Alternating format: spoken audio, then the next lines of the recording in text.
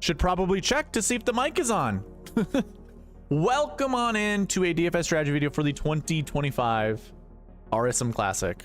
Great start to the last event of the PGA Tour season, but hey, just how it goes. It's the fall swing. I'd be lucky to get like 10 views. Skylar, bro, I know that's not, I forget what the username is. YouTube does something weird. I have no idea.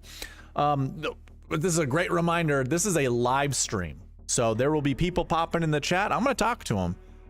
You can find timestamps down below. After this goes live, or once it goes from live to on replay, I'll go in, I'll look at the VOD, and I will go ahead and put timestamps in.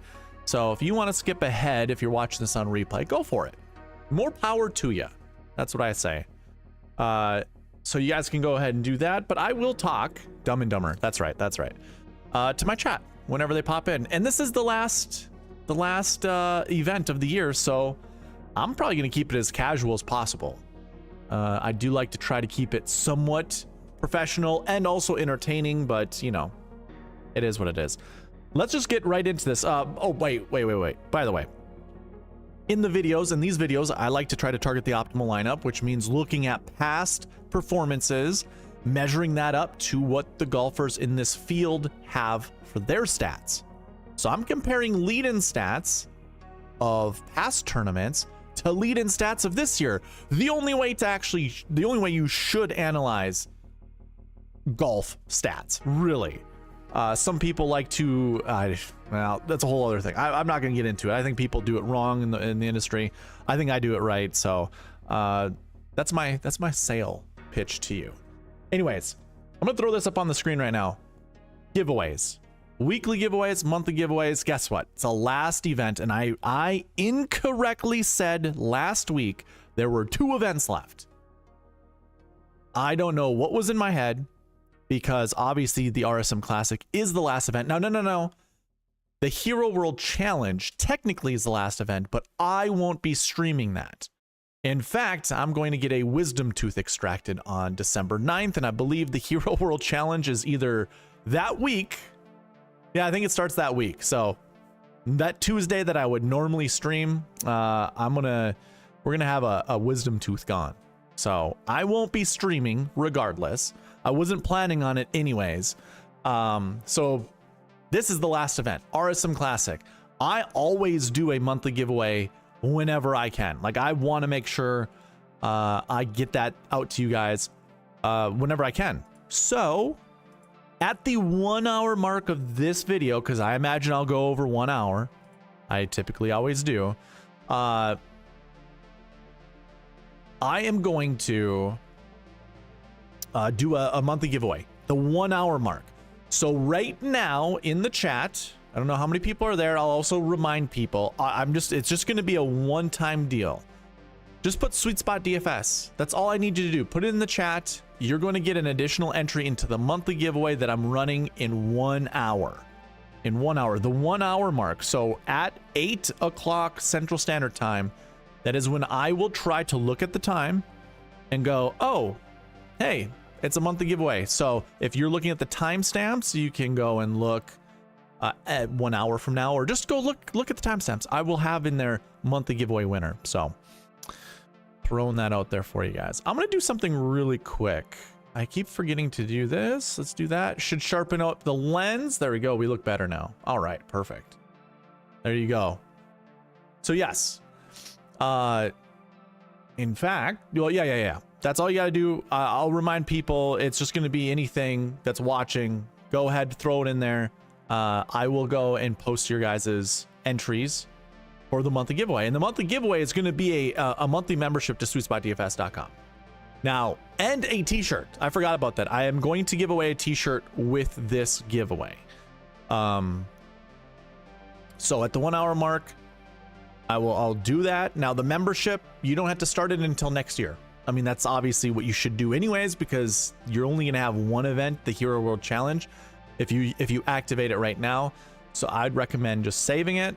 But yes, you'll get a free month to SweetSpotDFS.com. Now, the other giveaway that is going to be running outside the weekly and the monthly giveaway is this giveaway. If you don't have an account at SweetSpotDFS.com, well, one, if you want to win any of the giveaways, so when I give out the monthly giveaway, if you do not have an account at SweetSpotDFS.com, I can't give you the free giveaway. You can't get the free month. You got to go create one. Now, here's the thing. You can create a free account, no extra charge, no sensitive data, nothing.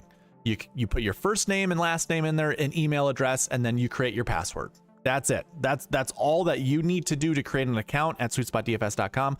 There's a link in the description. So the description of this video, if you're watching live or if you are watching on replay, does not matter. There is a link to the website. Go create yourself a free account. That's how you get into this giveaway. Now, once this channel, this YouTube channel, reaches 1,000 subscribers, I will give away $1,000 worth of giveaways. One is a lifetime membership, one is an annual membership. Those both equal about $800, and then I'm going to give 2 $100 cash giveaways. So if you're like, I don't really need another membership to a website, yeah, well, you have a chance to win money too. So all of this is available to you. Go sign up. That's how you get an entry into this giveaway. And once I reach 1,000 subscribers, I will pull the email list, the distribution list that comes with you signing up. I will pull all of the emails from there. I'll throw it into the, a randomizer, and we will select a winner one by one until I get 4 winners, 4 separate winners to win a lifetime, an annual, and 2 $100 cash giveaways. So those are the giveaways. I see Dumb and Dumber says, doesn't matter, Joanne will always win. Just kidding. Yes, I know. What's going on, Logan? Nice to see you again. All right.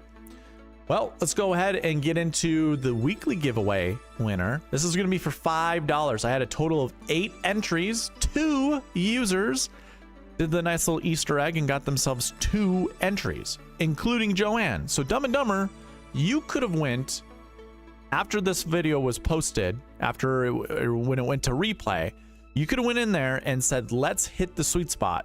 And you would have got 2 entries, 2 additional entries into the giveaway. It's always been there. I allude to it every single week. So if you didn't get the additional entry, that's on you. That's on you. Okay, here we go. Drum roll.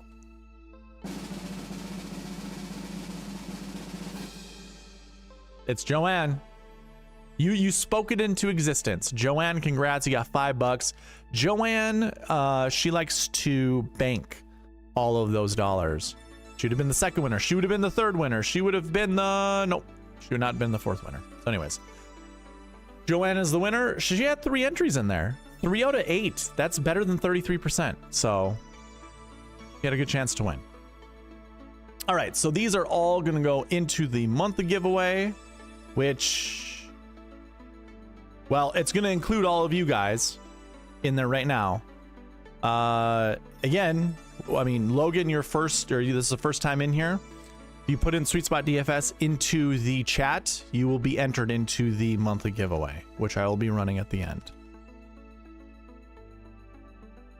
So I am just going to go ahead and put your guys's YouTube handles in there. I know that these aren't your YouTube names, but I don't know all of them.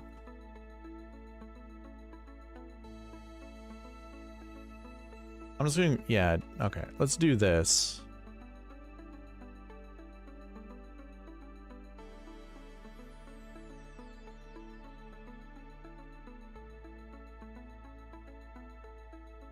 Been busy with NFL DFS. Feels like I'm coming home. There you go. All right, guys, I'm going to just jump right into it. All right, you get it. You get it. Wheels up. There we go.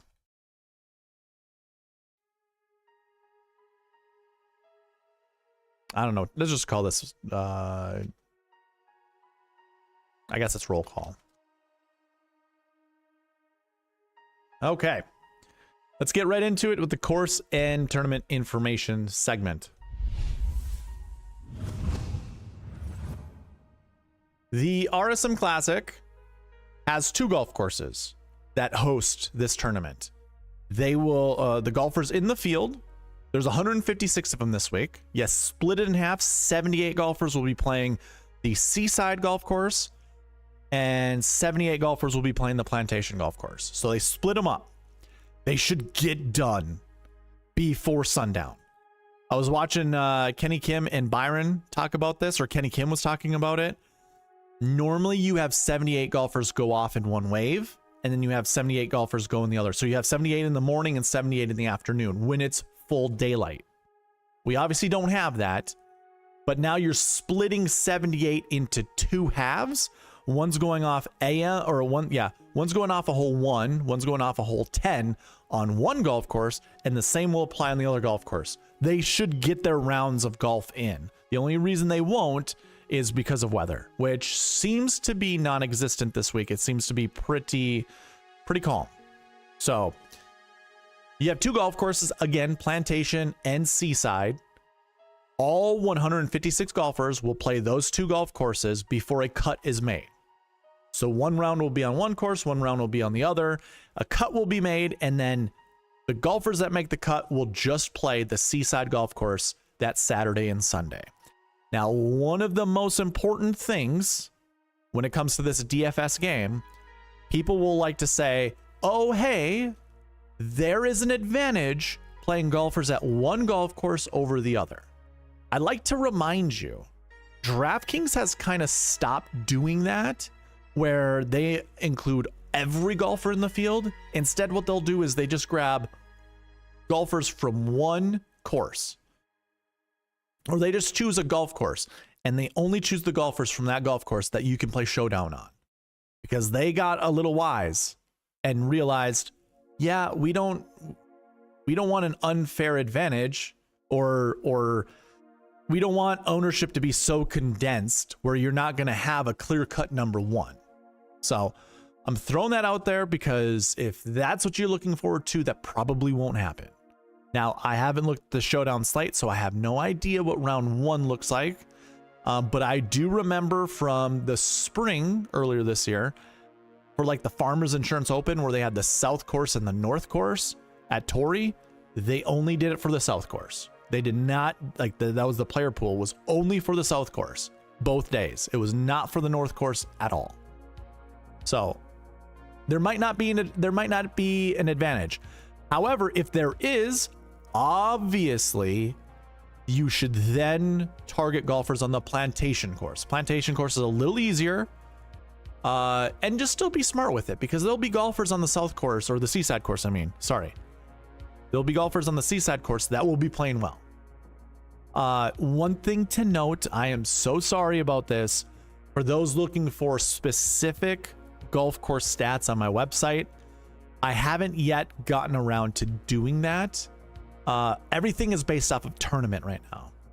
So just for an example, if you were to go to this round by round stats and you click on totals, or not this one, I'm sorry. Which one do I want?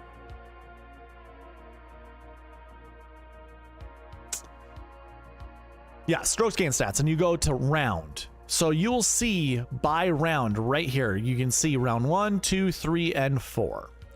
If you use the filters on the website, so if I go to golf course filter and we select Plantation course at the Sea Island Golf Club, and we X out of that, you're going to see rounds 1, 2, 3, 4 for the golfers who played in the RSM Classic. Well, that's not true, right? That is not true. They only play the Plantation course once in a tournament.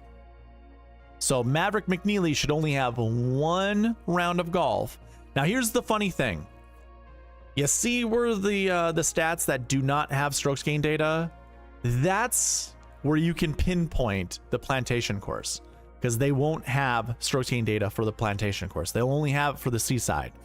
So you can see the strokes gained total. You'll have to comb through it, But what you could do on this particular tool is you could click into Michael Thorbjornsen, and you can see how well he plays just by finding the rounds of golf that have no strokes gained data. That's how you can figure out the plantation course. In the future, this will be fixed. I will fix this. It will go by golf course because I'm going to have to do that regardless. I was just thinking about it today when I was looking at the data. I was like, ah, shoot. I'm going to have to update this somehow to put it into my system to figure out which par is a 70, which par is a 72, because the plantation course, if I remember correctly, is a par 72. I don't remember off the top of my head. I think it is. So anyways, I just wanted to throw that out there because I noticed it early on. I want you all to be aware of it. I personally, I don't do a lot of Showdown. I don't plan to play Showdown this week. So if you're looking for that stuff, I'm sorry, I don't have it. Okay. So, oh gosh. And there's another thing that I realized. The turf grass for tees and fairways, by the way, it is overseeded, and I don't know why this hasn't been updated, so I will have to get around to that too. My apologies. My apologies. But you are on Bermuda greens. The Bermuda on the greens are not overseeded. The only overseed is in the fairways and in the rough. And it is a ryegrass overseed like you typically see on most Bermuda golf courses when the grass starts to go dormant. Now here's the thing to note. It is just entering dormancy. Like the Bermuda grass is just entering dormancy, which means it starts to wither away. And what ends up taking place is the overseeded grass. Now, it's a PGA Tour event. They're not going to have bare spots out there, or not many of them. It should be lush, or not so much lush, but it should be, you know, pristine plain conditions. Ryegrass isn't that difficult to hit out of.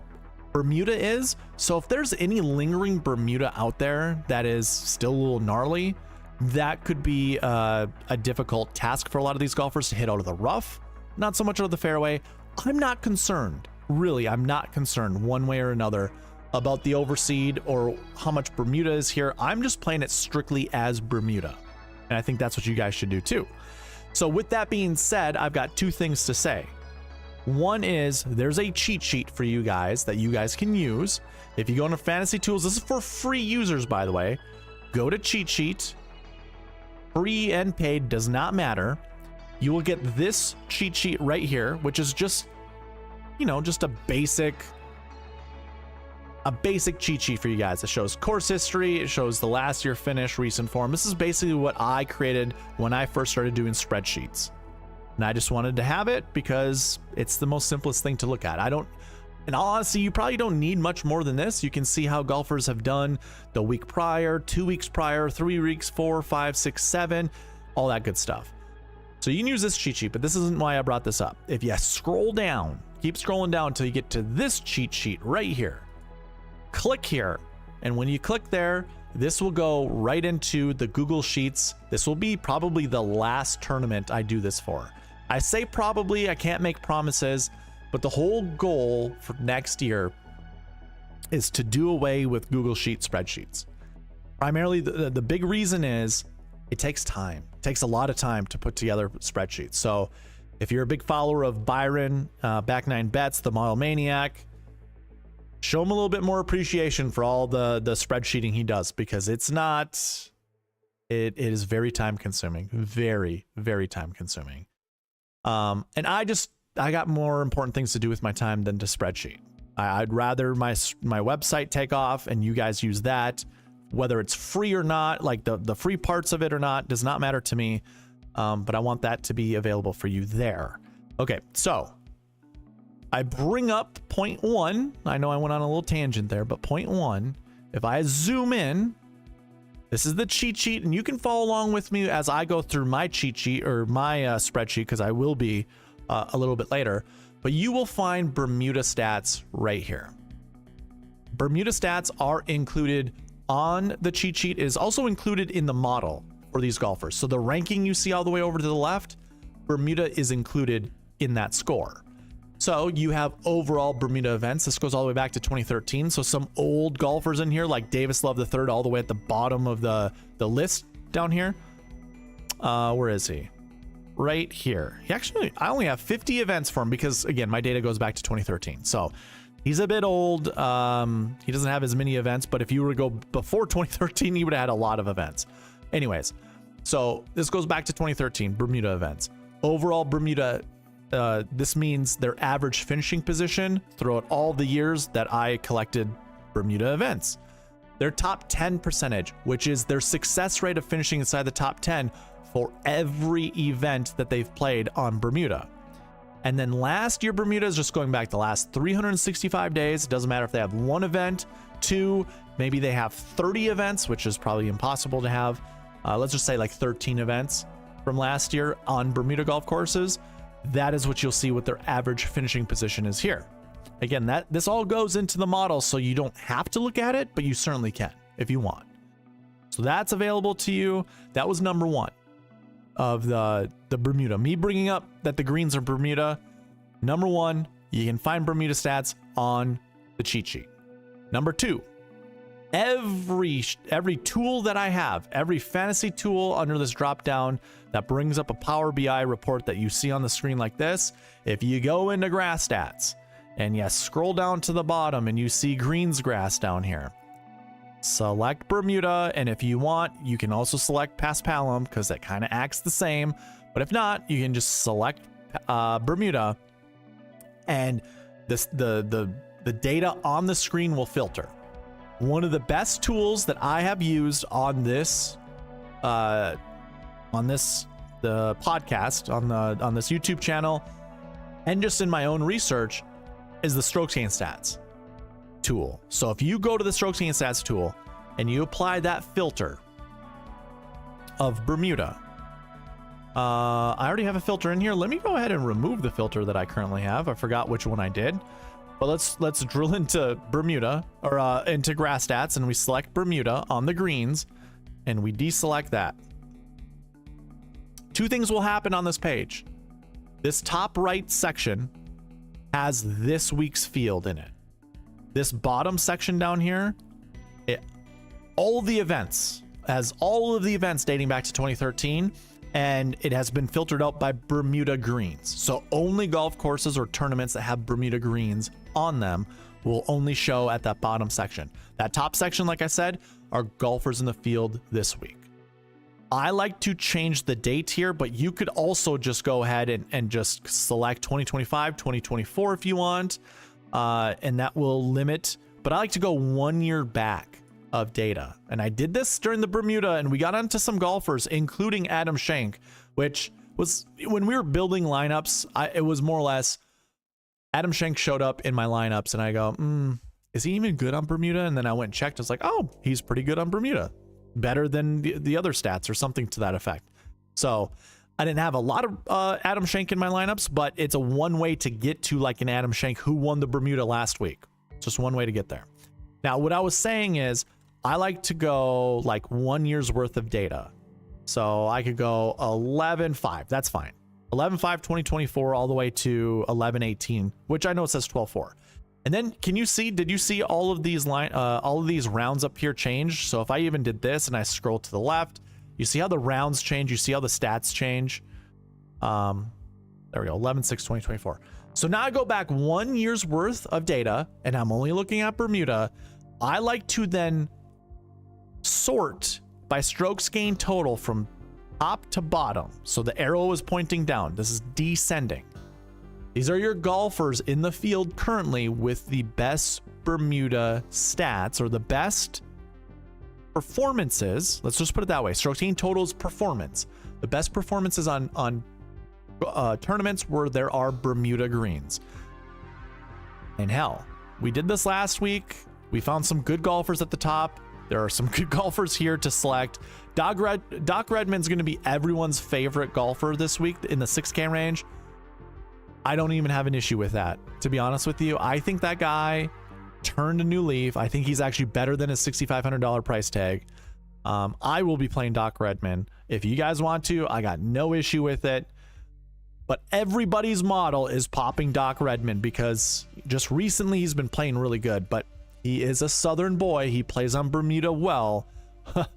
Yeah, I got no issue playing Doc Redman. But this is where you can go ahead, use these tools however you want. You can change this date slicer to how many years you want to look at. And you can sort by whatever stat you want. Around the green, approach, off the tee, putting. Obviously, we're on Bermuda green, so who's the best putter? Looks like it's Taylor Montgomery if I go all the way back to 2021. What if I go to 2024? Through March 18th, 2024. Who's the best putter? It's still, oh, no. It's Kyle Westmoreland. Then it's Taylor Montgomery. So you can go ahead and just slide those filters, change the filters however you like to try to figure out which golfers are the best. And again, the reason I'm mentioning all of this, we were looking at the golf course stats and we were talking about these greens being Bermuda. So just throwing that out there, you guys can go ahead and use the filters however you like to try to figure out which golfers you want to put in your lineups. I mean, that's just one piece to the puzzle, is trying to figure out which golfers are good on Bermuda. And I will be using those filters later on in this video, going through the different segments that I'll be talking about to try to figure out the golfers that we want to play this week. So golf course stats, it's available for you guys. This is behind a paywall, so you will have to pay in order to see all this stuff. You don't have to do it right now. It's the end of the season. This is the last tournament except for the Hero World Challenge. If you want to wait until January, I understand. No big deal. Yeah.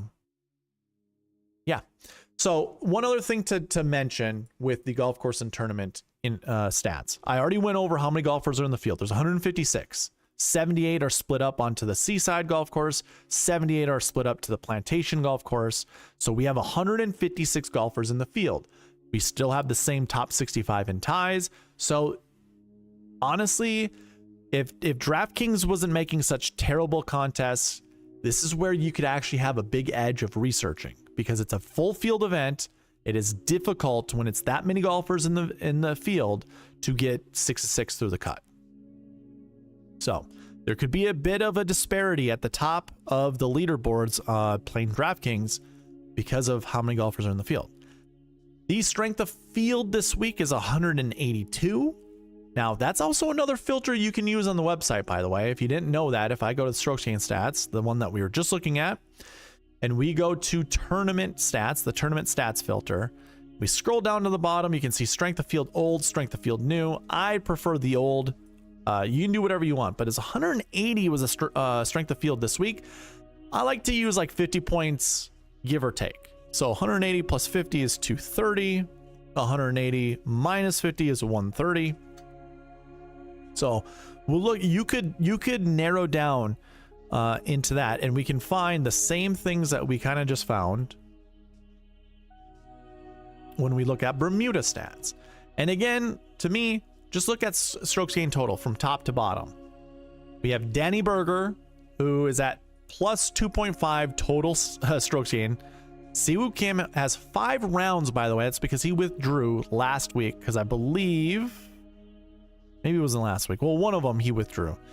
Brennan, Doc Redman's up there again. Michael Brennan's up there again.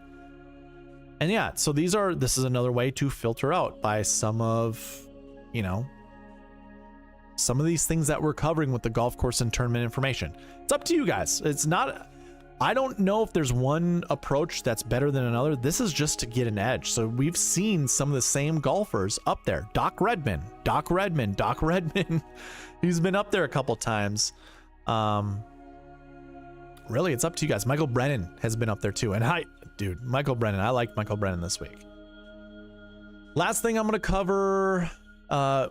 Let's compare. So strength of field was 182. Last year, it was 205. The year before that was 216. The year before that was 172. So this is closer to the event back in 2023 or 2022, I should say. The year was 2022. The season was 2023. So anyways, 172. The other years, it was a bit higher, just a little bit higher. In 2021, it was 256, which is, yeah, much higher. In 2021, I do not have the strength of field recorded there. So, like I said, that's something else you can use. Now, the reasons why last year and the year before had such higher strength of fields is because Ludwig Oberg was in it. He was one of the top top ranked guys. And that's what boosted up the strength of field. So, just throwing that out there. Okay. I got nothing else to really go on about the golf course and tournament information. So, let me read the chat really quick, and we'll move on to the next segment. Joanne, if you put SweetSpotDFS in the chat, you will get an entry. I'm doing a monthly giveaway at 8 o'clock. Right at 8 o'clock, I'm doing a monthly giveaway. And anybody else that's watching right now, if you haven't done it yet, at 8 o'clock, I will be doing a giveaway that gives out a t-shirt as well as a month subscription to SweetSpotDFS that you can use in January when the PGA season picks back up. So anybody else that's in the chat that has not yet done it, just put in SweetSpotDFS. That's it. SweetSpotDFS, that gets you an entry into the giveaway. And yeah, Joanne, you won. You winned again. You winned again. Okay, we are moving on to Pass Optimal and GPP winning lineups. All right. So with Pass Optimal and GPP winning lineups, what I like to do is start here with the historic salary builds at SweetSpotDFS.com. And just taking a look, first of all, let's just throw in RSM Classic. I want to know what type of lineups take down a GPP or the Optimal or the SweetSpot Optimal. And I kind of want to build around those lineups. So one thing to look, I don't have any other filters on here except for selecting the RSM Classic. The number one build is 10, having a 10K golfer in it, a 9K, an 8K, 2 7s, and a 6. That is the typical jingle that I do on this channel. Start your lineups with a 10K golfer, a 9K, an 8K, 2 7Ks, and a 6K, or a different way of saying that is a 10 9 8 7 7 6. Now when I scroll down, or actually, if I drill down into this is what you guys can do. You can drill down on anything that's on here, minus these things right here, but everything else you can. So if I drill down right here, I will get the lineups right here, right in here. I'll get the lineups there. It'll show me what those lineups are. It'll show me how much salary was used. It will show me the most expensive golfer in that lineup, and it will also show me the cheapest, or at least the price tags for them. Now here's the thing. If you want to take a look at who those golfers are, what you're going to have to do, maybe I should just put this all on one page. I could do that. Yeah, there's another page called the Pass Optimal and GPP winning lineups. It's another tool. You can go here. You can also type in RSM Classic. And you're going to have to kind of flip between the two pages, the two tools, just to see, okay, 2023 is the year and the SweetSpot Optimal. So if you want to see the golfers in that lineup, you would select 2023 and then choose lineup. You would choose the SweetSpot Optimal. And so this would show you the golfers that are in the SweetSpot Optimal. So you've got Ludwig at 10K, 10,900, Eric Cole at 9,000, Adam Svensson at 8,600, 3 7Ks, and then 1 6K.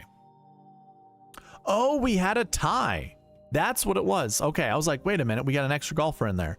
So we had golfers that scored the same amount of points, Sam Ryder and Peter Quest. Now, if I recall, could you actually have... So here's another beautiful thing that you could do. Oh, I see. A beautiful thing that you can do on this website is if you hold down the control button, and as you're holding that down, you left click on your mouse, not right click, but left click. You can multi-select golfers. And if you look here at the total salary and the total points, those increase with each golfer that you select. The purpose behind this is you can build your own lineups and just see what kind of lineups you can build at any event with any golfer and just see how many points they would score. And then what also you can do is compare it to the GPP winning lineup. So the GPP winning lineup is typically the $5 drive the green contest. I record that every single week. So I record the exact lineup, and you can take a look at how many points it scored. It scored 789. So if I deselect GPP and I select SweetSpot Optimal, and I select the golfers that I just did, let me do that over again. 789 was the GPP winner. This scored 796, having 3 7Ks, a 10K, a 9K, an 8K, and 3 7Ks. But the SweetSpot Optimal tries to follow. Actually, never mind. I'm so sorry. Tyler Duncan scored more points than either of those 7K golfers. So you wouldn't want to put those 7K golfers together. You want to put Tyler Duncan on that lineup. And it scored 113.5 points. Tyler Duncan did. So yeah, that definitely takes down the GPP winning lineup. But again, you can go in here and you can take a look at each of these lineups just by taking a look at the year and then the lineup that it comes from. But again, that's just me filtering out and taking a look. There are other things that you can filter by. You can go and hit the little crosshairs here. Everything here basically can be updated, or you can filter by.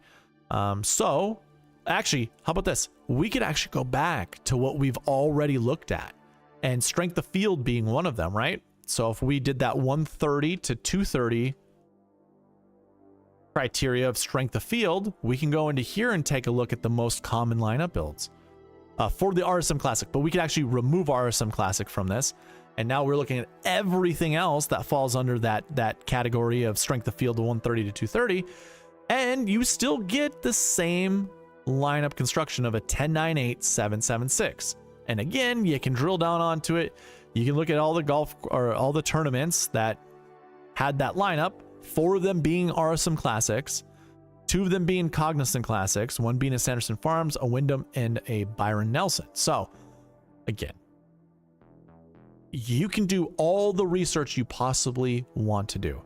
Personally, I'm just going to stick to what I know best. Starting a lineup with a 10K golfer, a 9K golfer, an 8K, 2 7s, and a 6. And so let me see if I can do. No, I can't do that. Never mind. I don't have DraftKings pulled up. I'm not going to pull it up right now. So I was going to build a 10-9-8-7-7-6 for you. There are a lot of good 7K golfers. I think we'll just wait until we build lineups just to see what those lineups are like. So, alrighty. Do I have anything else to talk about when it comes to the pass optimal and GPP winning lineups?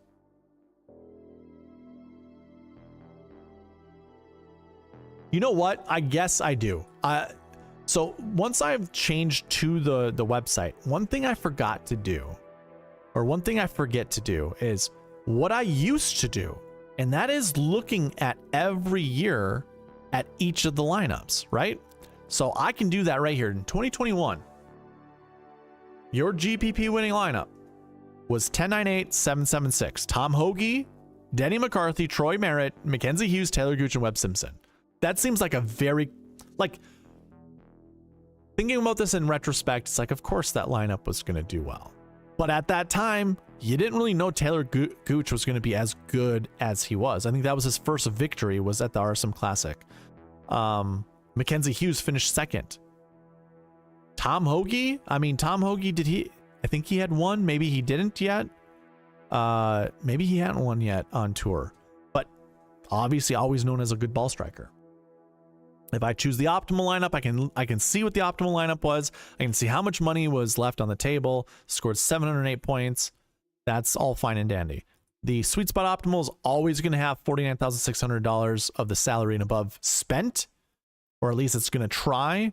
If it can't, it'll find the next best lineup it can build. And you can see the lineup build here: 10-9, 2 8s, a 7, and a 6. If you're going to use Doc Redman, this is probably the lineup build that you're going to have to do. A 10 and either 2 9s, or a 10, a 9, and 2 8s, but it's going to have to start something like that. Because having $6,500 with how cheap some of these 10K golfers are, like, I mean, when I mean cheap 10Ks, they're not like 10-9, 10-8, 10-7. It's 10-5, 10-3, 10-1, something like that.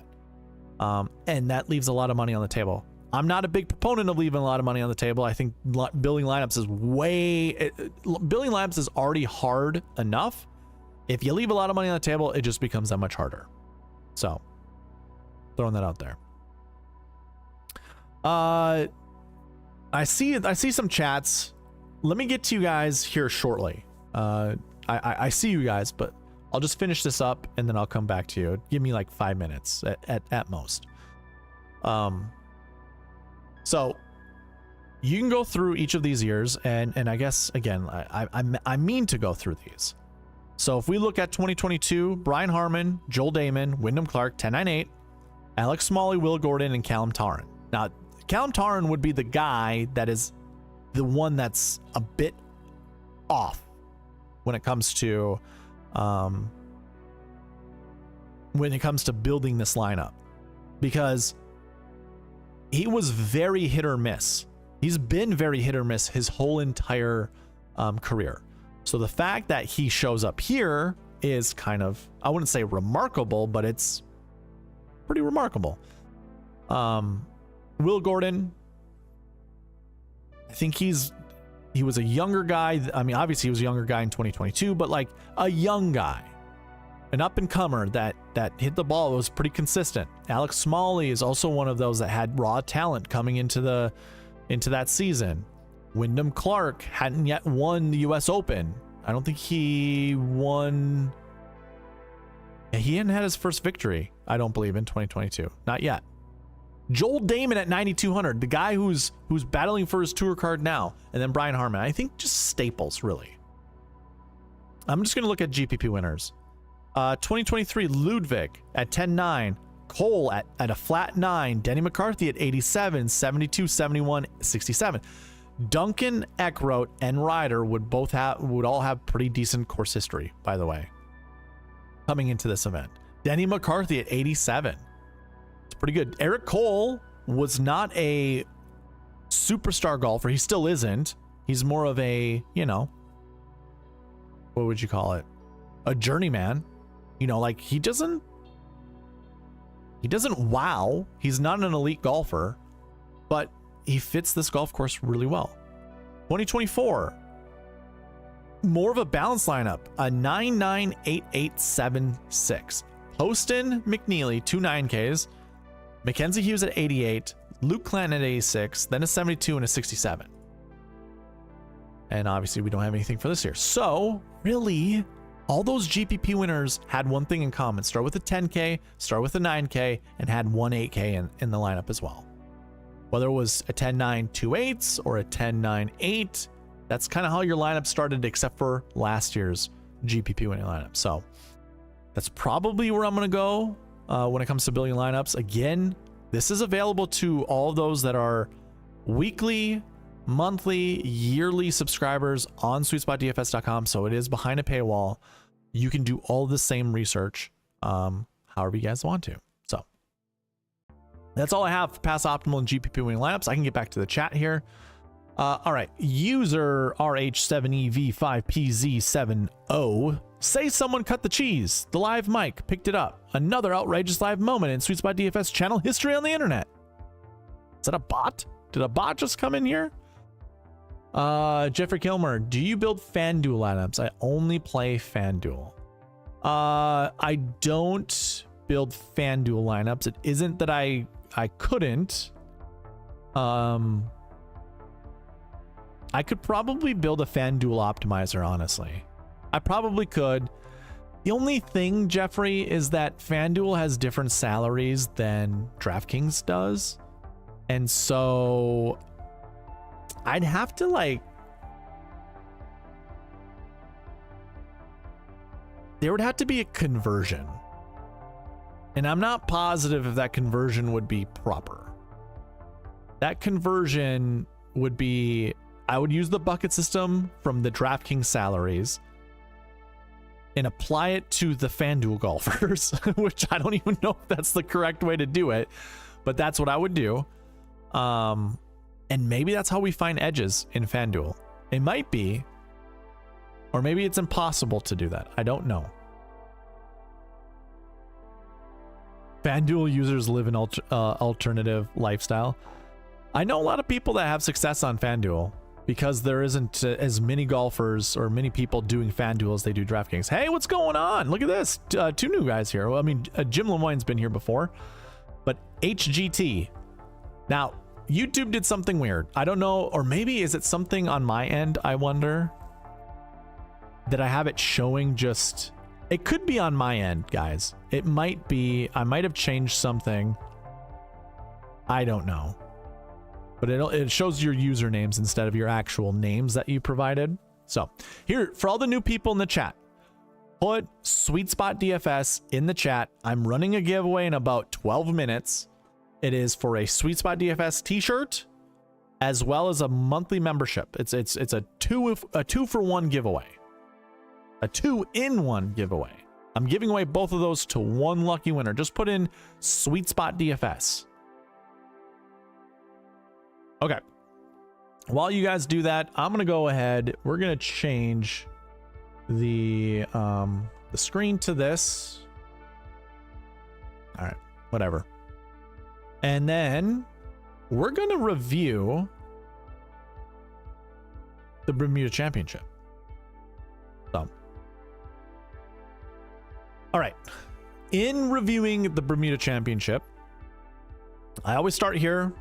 This is the breakdown of the bucket system. It shows us how many buckets were successful with the projections that I had last week and how many were not.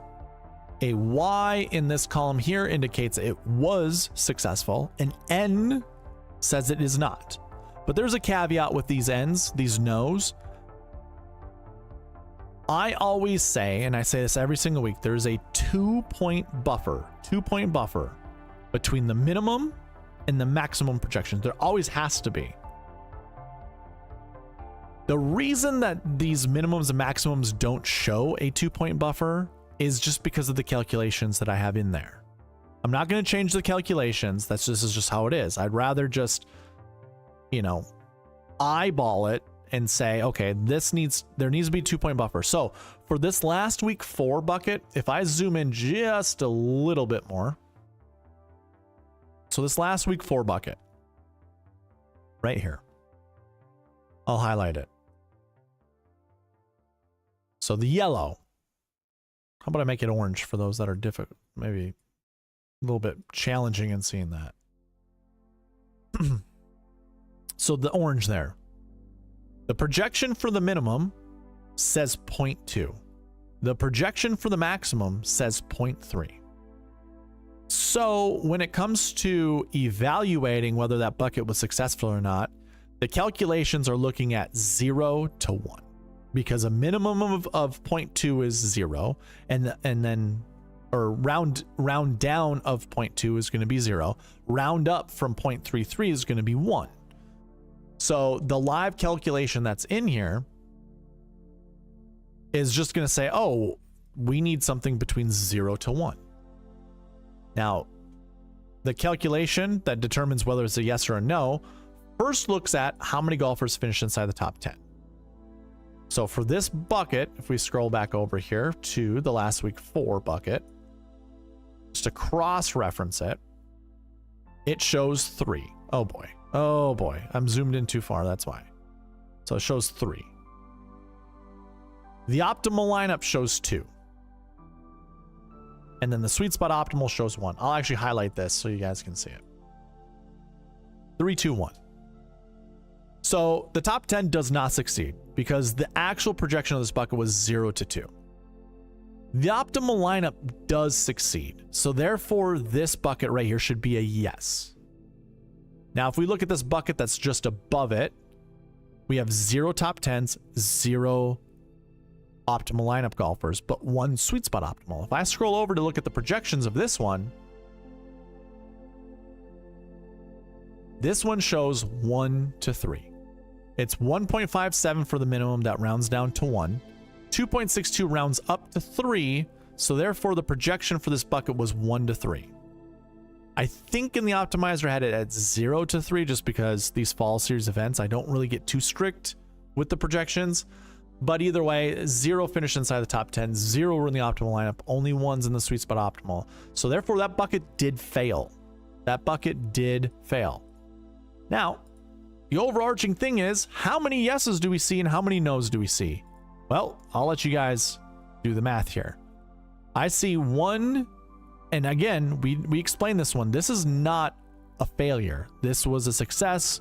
It's just this is how the calculations for Google Sheets work. So if I scroll all the way down, I see all yeses.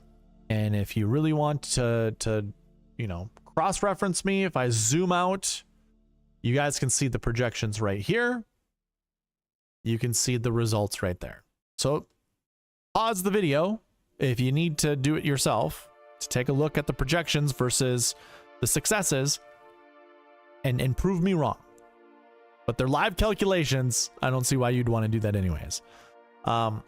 Which means I have 6 stat categories with 6 buckets in each of those stat categories. That means there are 36 total buckets.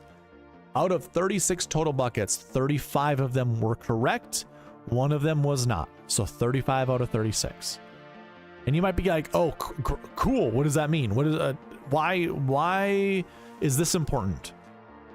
Anybody who's ever followed this channel knows that you want to pick X amount of golfers from each of the buckets and put them into your lineup. Those lineups, more often than not, take down a GPP. And it's limiting your player pools of golfers that you can select from. So for instance, just for instance, if I go back and we take a look. So let's see, I want to find one that says at least this many. I could use last week ones. That's probably the best bucket to look at. Let me see if I can find something a bit more drastic. Probably the strokes gain buckets, right? Strokes gain 2. Yeah, I'm gonna use the strokes gain 2 bucket. Let's do that. So if I go into this right here, this sheet, this is my DraftKings sheet, and I filter out by, actually, let's just clear all this out and only select strokes gain 2. So this is only looking at strokes gain 2 golfers, and I'll zoom in just so you guys can see. Strokes gain 2. We had 3 golfers finish inside the top 3. 3 of them, including Adam Schenk. How could you get to Adam Schenk? Well, here it is. You have a pool of 19 golfers. 19 golfers. The projection of this bucket was 1 to 3. 1 to 3. 1 to 3. Out of 19. That means you can get rid of 16 golfers after selecting 3. And just so you guys see this, let's sort by position again. 3 golfers finished top 3. 2 of them finished 14th. Guess what? You could still win money if you had these 5 golfers in your lineup. You could. Absolutely. You could still win money with these 5 golfers in your lineup. That breaks the projection. But the fact of the matter is, you're most likely not gonna, well, there's no possible way of actually chasing the optimal lineup, not following those rules. But if you're not trying to hit the optimal lineup, you're playing with fire. Who says you're going to take down a GPP? I don't think you could with 5 of these guys. We can double check, but I don't think you could. So 2 golfers were in the optimal lineup, by the way, 2 of them. And that's the thing. I'm projecting how many golfers you want. Now, some of these golfers, if I sort from top to bottom, easy to fade. You know, like, who would be an easy one to fade, actually? Patrick Rogers, I guess. I know a lot of people don't like Patrick Rogers, but let's just say this. You need to find 3 golfers. Well, first of all, you can't select the top 3 guys. Top 3 guys aren't going to be in the same lineup. You can't. They're too expensive. You couldn't even put 3 of the 9K guys. I mean, you could, but then you're really playing with fire. So you're going to try to spread it out. Now, could you have gotten wrong with Chad Ramey, Sam Stevens, or Victor Perez? Yeah, you could have. For sure, you could have. But let's say you kind of want to roll the dice and you want to select anybody that's under $7,500. If you watch last week's pod for the preview, who was a very popular choice of mine? Nicholas Norgard-Moller. Now you can see he's highlighted in green. His salary is highlighted in green. That means he's part of the Sweet Spot Optimal. And we'll get to that a little bit shortly. Or a little bit, shortly. And by the way, the giveaway will be ran after this segment is done. Just throwing that out there. So anyways, that's one way to get there. Now, would I have gone to Adam Schenk as well? Maybe. But if you were to select 3 guys that you liked, and let's say there was a different 10K golfer that you liked outside of Kevin Yu, now you can remove Kevin Yu from your player pool completely. Because if you did like a different 10K golfer and say you liked 1 or 2 guys from down here, doesn't matter who they are. Takumi Kanaya. Actually, Takumi Kanaya and Nicholas Norgard were golfers that I did want to select. Vince Whaley was also a popular choice of mine. I actually doubled my money last week, so I did all right. I didn't get close to winning a GPP, but I was successful. And a large part of that is to follow the bucket system. And that got me on golfers like Vince Whaley and Nicholas Norgard-Moller. As you can see, I'm not making any victory laps and saying, oh, I successfully got Adam Schenk. But Adam Schenk was in this bucket. And this is an easy way to get there. Remember, there are 19 golfers in this bucket. You only want to select 3. That'll trim out 16 golfers. And with that, there'll also be, you're also trimming out you're also trimming out golfers from other buckets. These golfers from those other buckets. Which means when you go into those buckets, it might even be clearer as to who to choose, because you'll have even more limited options. That's why I love the bucket system. We're looking at lead-in stats from previous tournaments, and we're looking at the lead-in stats of this tournament, and we're comparing the two to see how many golfers we should actually pull with those stats. How many golfers should we put in our lineups with those stats? So that's what we have. That was just an example.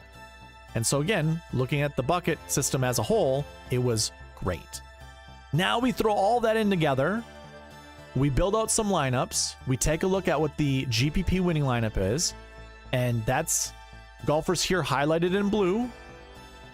That lineup used $50,000 of the salary. For any of those guys out there that are trying to be cute and leaving a lot of money on the table, probably don't, because a lot of GPP winners use at least $50,000 of the salary. And oh, by the way, I know this is, we're going on all these little tangents. I have such a research tool that you can use. If you clear out all of the filters, and if you select GPP winner up here, see this up here? GPP winner. Go select GPP winner. If we take a look at the total, there are 308 lineups that I have recorded. It is right above my head, right there. 308. 308. Here's a great way that you can do this. If for those people that want to leave a lot of money on the table, what are your successes? What's your success rate of doing so? Here's what I select. I'm going to select all lineups that use at least 50,000. 49.9, 49.8, 49.7, and 49.6. Remember that number, 308. 270 of those lineups, 270 out of 308, use at least $49,600 of the salary. Let's do the math. We're gonna go 270 divided by 308. 87% of your lineups use at least $49,600, and I'm talking about the GPP winners, the guys that are winning $20,000 to $50,000 a week with their lineups. 87% of them don't leave a lot of money on the table. Stop leaving a lot of money on the table. You are just already behind before you even build lineups. If that's your mentality, I know there are people out there that reach out to me that tell me their lineups and it's leaving thousands of dollars on the table. It's like, why would you do that? Why would you do that? Now, likewise, watch this. Watch what we can do. We can come back in here. I can go ahead and deselect these and salary use this little filter right here with the little slidey bar. I can go here and let's see all lineups. Let's just say 49.2 and below. 0. 49,200. Is that even true? Can that even be true? Do I have a different filter on this?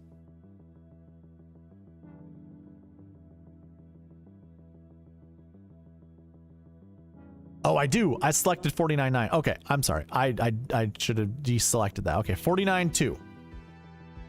16. 16. All right. Well, now I want to do the math on that. So if you leave more than $800 on the table, 16 divided by 308, 5%. You are building lineups to be a part of 5% of people who have ever won a GPP by leaving more than $800 on the table. $800 or more, leaving more than 800. Actually, this would be 800 and more. Yeah, 800 and more. So, just throwing that out there. Don't be stupid. That's a rough way to say that, but honestly, it is stupid. If you're playing the numbers like I like to play the numbers, 5% is such a bad number. You're rarely gonna win. Rarely gonna win a GPP, leaving a lot of money on the table. Victor Perez is now a live golfer? Oh boy. Oh boy. Oh, Joanne's trying to do SweetSpot DFS for other people. That's cute. I will put AJ's name in there. He told me he couldn't make it, so I'll put his name in there for sure. Is Lombardi Lee in there? Come on, man. I got third 2 weeks ago and left $2,100 on the table. Outlier. Yeah, you can certainly win money. Absolutely. Anything that I ever say, you can go against and you can still win money. You can absolutely win money. Was that on FanDuel, by the way? I imagine that was on FanDuel since you asked about FanDuel before. See, I don't know how FanDuel does that stuff. I don't know how they do things over there. This is all DraftKings specific data, obviously. Okay. I got nothing else to go with the pass optimal GPP winning lineup. So I'm going to let you guys, whoever's left who has not yet, I don't even know who's in the chat. If you have not yet typed in SweetSpot DFS, here, I'll even put it in the chat. SweetSpot DFS. Type in SweetSpot DFS to get your name into the last giveaway of the year. The last giveaway of the year. It is a month. This is the monthly giveaway. This is the last stream of the year. I am not streaming the Hero World Challenge. This is the last stream. I will put more content out there. I'm going to create a new strokes gain video that'll explain strokes gain stats in very, very high detail. But we won't be doing any more lives. No more live streams. All right. So I have Jim Lemoyne. Lombardi Lee just did it. It's my time. Let's see. Am I missing anybody?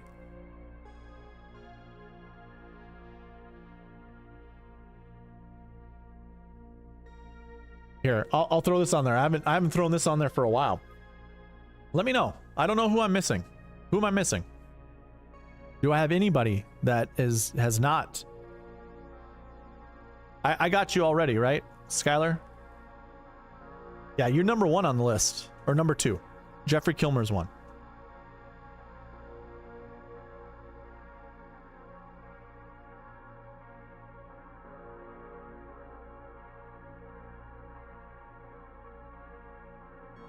Oh, Joanne, you're right. How did I miss you? All right, Joanne's in there. Yeah, you're right, Joanne. I did miss you.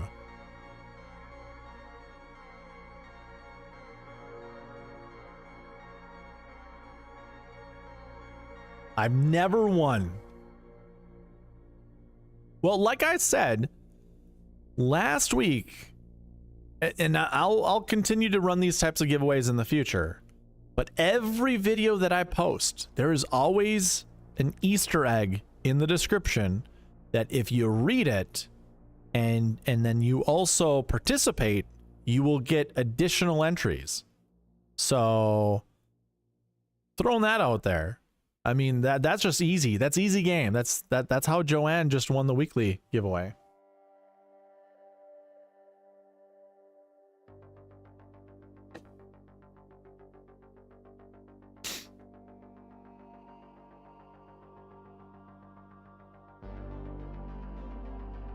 right. Well, I'm not doing the full $3 or 3-minute timer. We're going to do this right now. So anybody else who has not yet done it, your time is up. All right. We have 20 total entries. 20.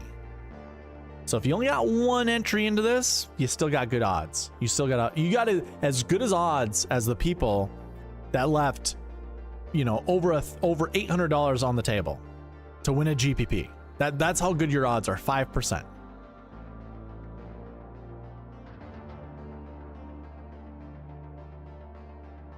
Okay, here we go. Drum roll, here we go for the monthly winner. This is a t-shirt. So here's the thing. If you win, reach out to me. Give me your t-shirt size. And I do have limited options, but if you do have the sizes in all of the shirts that I have, I'll show you all of them. If not, actually do it in the chat right now or message me. Actually message me if that's too sensitive information. Email me or contact me on X or whatever. Let me know your t-shirt size. I have my t-shirts right here, right down here, under the couch, under the futon, and I'll pull them out and see which shirts I have, and then you get to choose. So here we go, and then also you get a monthly subscription to SweetSpotDFS.com. All right, here we go. Drum roll. Nathan Johnson. Is Nathan in the chat? Nathan is a lifetime member at SweetSpotDFS.com. Oh, by the way, if you didn't already know, if you are not yet, okay, here's the thing. You go to the home screen. You can do this several different ways, but I think this is the easiest way to do it. You go to the home screen, scroll down, you got all these payment options right here. There is a founding member option for $600. $600. Some websites out there have you spending $600 on an annual membership. Some annual memberships are like $399, $350, $299. Please. I don't plan on ever giving up this website. I'm going to continue to make it better. Eventually, it will include other sports. As you can see, it's not SweetSpot DFS Golf. It's just SweetSpot DFS. I made it that way for a reason. Otherwise, I would have put golf in the name and it would just only be golf. So eventually, if I can get into other stats and stuff like that, I will include other tools for other sites. So $600 is quite the deal. I have 4 lifetime members currently. That means there's 21 remaining. I'm limiting this to only 25 users. So if you're not a founding member yet, go down here, click here. One-time purchase for lifetime access.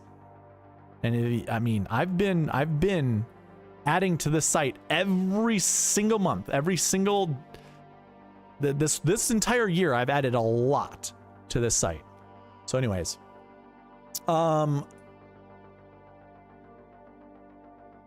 here, we're gonna, man. So Nathan, I'll give you a t-shirt. I know he has t-shirts. Nathan, we'll talk about this. I'm gonna run this giveaway again for one of you guys. Nathan's a lifetime member.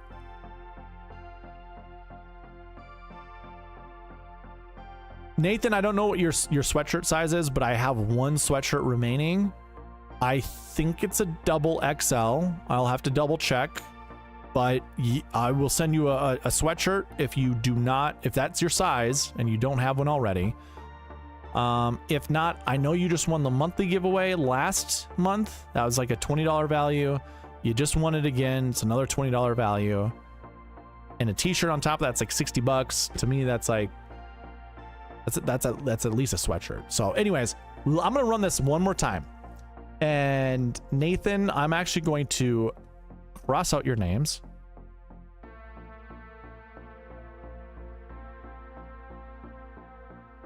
All right, all of Nathan's are gone. We're running this again.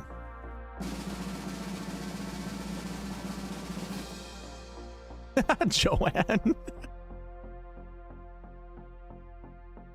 It's not rigged. It's not rigged. It's not rigged. It's not rigged.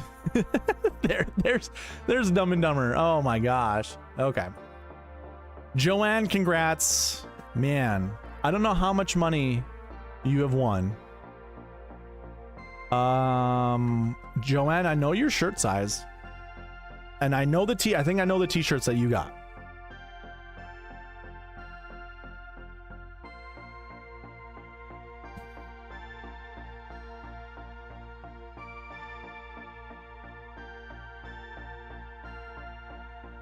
So I know you wear, here's the thing. I've got the red Iron Man shirt in a men's medium. I know you like them a little bit bigger than that. Joanne is not a big woman. She just likes big shirts. I have the big billboard, as Byron called it. It is a billboard t-shirt.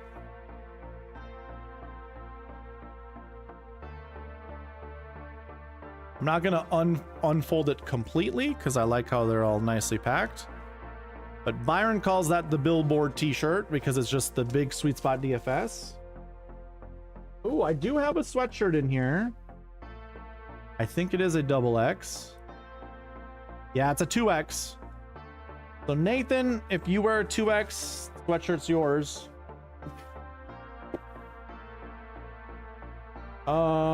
And Joanne, I think you've got the old t-shirts, so these are the only ones I got left.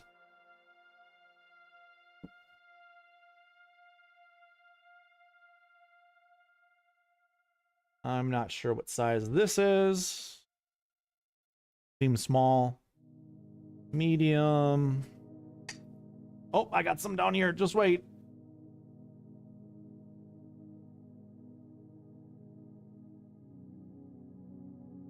XL.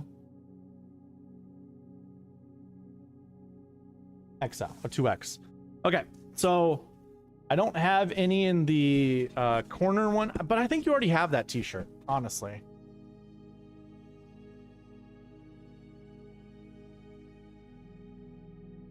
Okay. You want the billboard t-shirt? Oh, lovely. Okay. Will you email me, Joanne, again? Actually, I might. Never mind. I don't think you need to. I don't think you need to. I think I know. I think I remember. Unless you moved. If you've moved, I need a new address from you. How about this, Joanne? Just email me your address. Email me sweetspotdfs@gmail.com. Just to keep things up to date instead of trying to figure out going back and forth.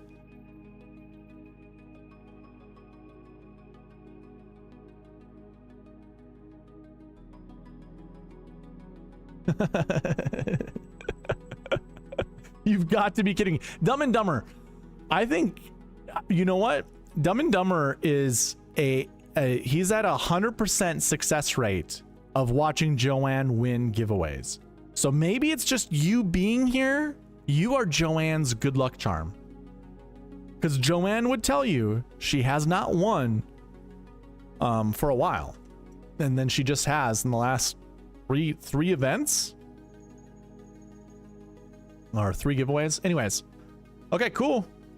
Those are the giveaways for the rest of the year. Thank you all. Thank you all for like showing up, participating. You know, it's been great. I think I grew by 200 subscribers this year. I think it started at like 600 something at the beginning of the year, and now we're at 863. I think that's correct. Here, let me double check. I'm very curious. I want to know. And this song is about to end, so we'll move to a different one.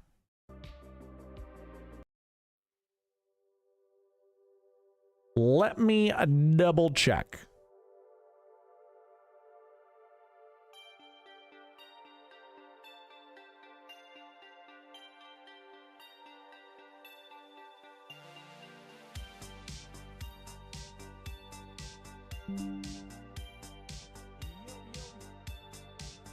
Actually, I grew by 80 subscribers. It looks like I had 781 at the century.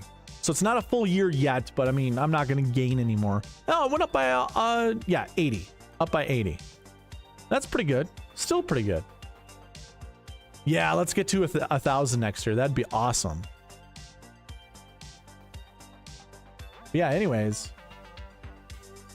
Yeah, I appreciate everyone that's here. I'm not done with this live stream, by the way. Not done with it. So you don't have to say thank you and then leave. I still have segments to do. But anyways. Thank you all yet again, or once again, because without your support, I wouldn't do this. I'd be speaking to myself, basically, as opposed to all of you. It's been a good year. The website has taken off. It is almost exactly how I want it to be. My vision that I had how many years ago is coming to fruition. So yeah, it's great, and I can't wait for next year. It should be fun, especially with collaborations. I think like Byron and I are going to try to get together a few times this winter, and maybe that can transition into something more next year. And then I will try to collaborate with other people and really try to take off. So anywho, let's move on. So we just got done with the review of the Bermuda. Let's get into the bucket system for this week. Okay, we can look at the bucket system one of two different ways. One is from the website, SweetSpotDFS.com, which, oh, I can't wait to showcase this. The other is from the cheat sheet, which again is available to you guys on the website. If you go under cheat sheet, under fantasy tools, you go to cheat sheet, and then you come scroll down to here to where you see the cheat sheet down here, and you click there. That opens up the cheat sheet. There is a bucket system here as well. This is the spreadsheet version, and this is the website version. I will be using the website version. So the very top piece, this is a scrollable page. The very top portion is the overall summary. This is what you see on the spreadsheets, minus the projections. I don't have projections on the site just yet. This is encompassing everything. This can't miss. Whereas the week to week bucket systems I create, there could be user error, there could be operator error. I might not pick up a particular stat. This will pick up everything. So this is the source of truth. I'm not saying that the spreadsheet is going to be completely off or at all off, but this covers everything. This has everything that you need. First of all, you got to point it to a tournament. I have the RSM Classic, and I guess let's do some quick comparisons. So over all the years that are all the golfers in the last year one bucket, I have 18 total that finished inside the top 10. If I go to this cheat sheet, I have 18 total. So we're already at the right numbers, and it's like 10.65 and 81.82 success rate or frequency rate. I think that's what I saw too. 10.59. So obviously this rounded up, and 81.82. So you see the spreadsheet and the website, they're 1 and 1. That's wonderful news. That means I didn't make any user errors when it came to creating the spreadsheet portion of it. Anyways, how to read this. The very first thing to look at, if we look at this top bucket, last year one, we go left to right, you see top 10 stats, optimal lineup stats, top 5 stats, top 20 stats. Now what that means, for each of these buckets, there are 6 stat categories with 6 buckets in each of them.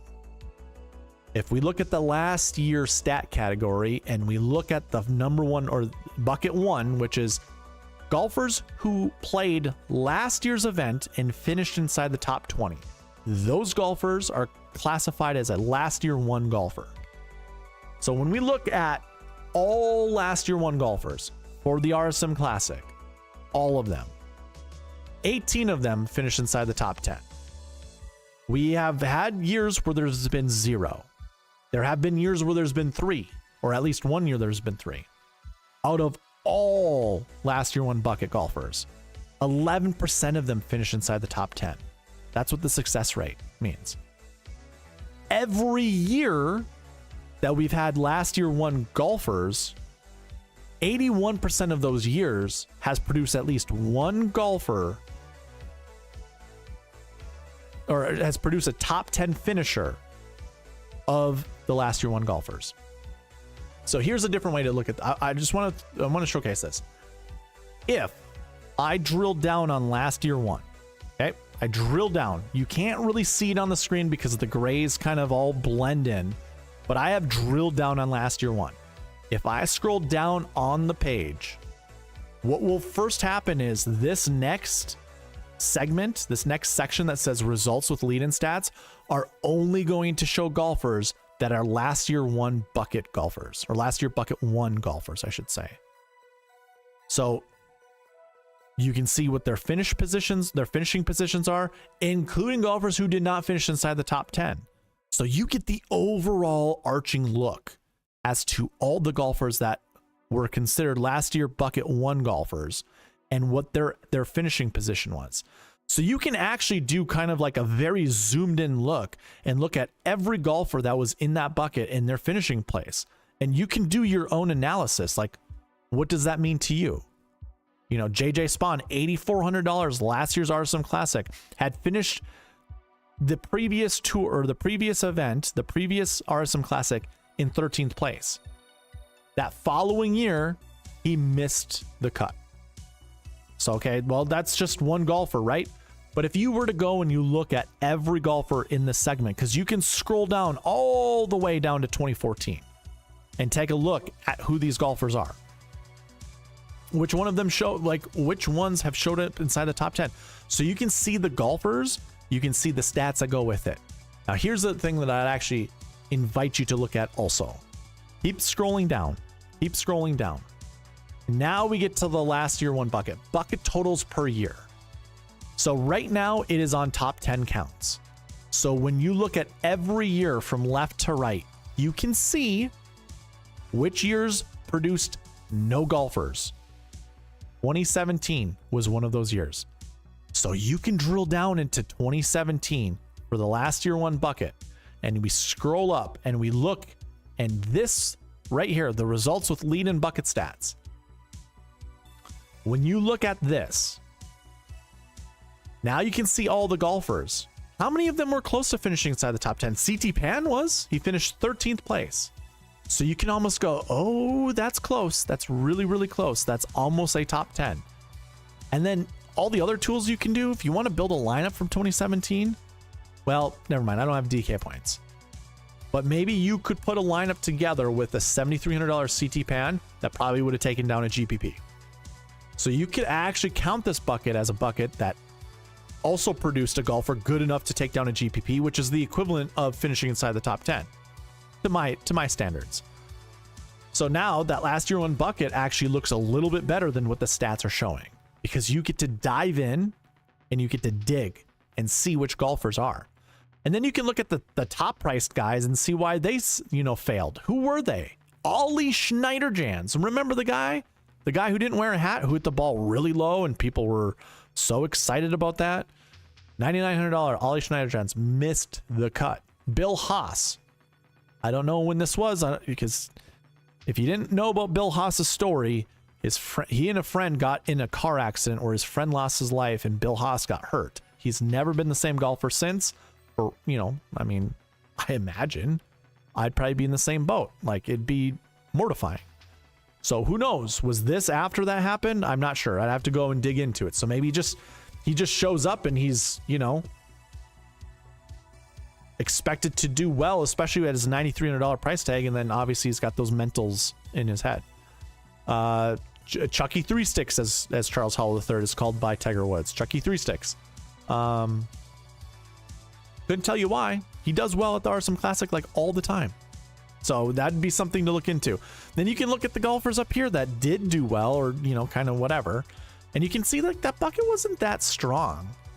And if you deselect this bucket and go to 2017, you could select the year if you want, go here and go down to 2017 and just take a look at all the golfers in the field. Like Brian Harmon, 11K, Kevin Kisner, 11.6. Like, would you have played Ollie Schneiderjans? Was that even a strong bucket to select from? Maybe it was, maybe it wasn't. That's just the thing. Okay.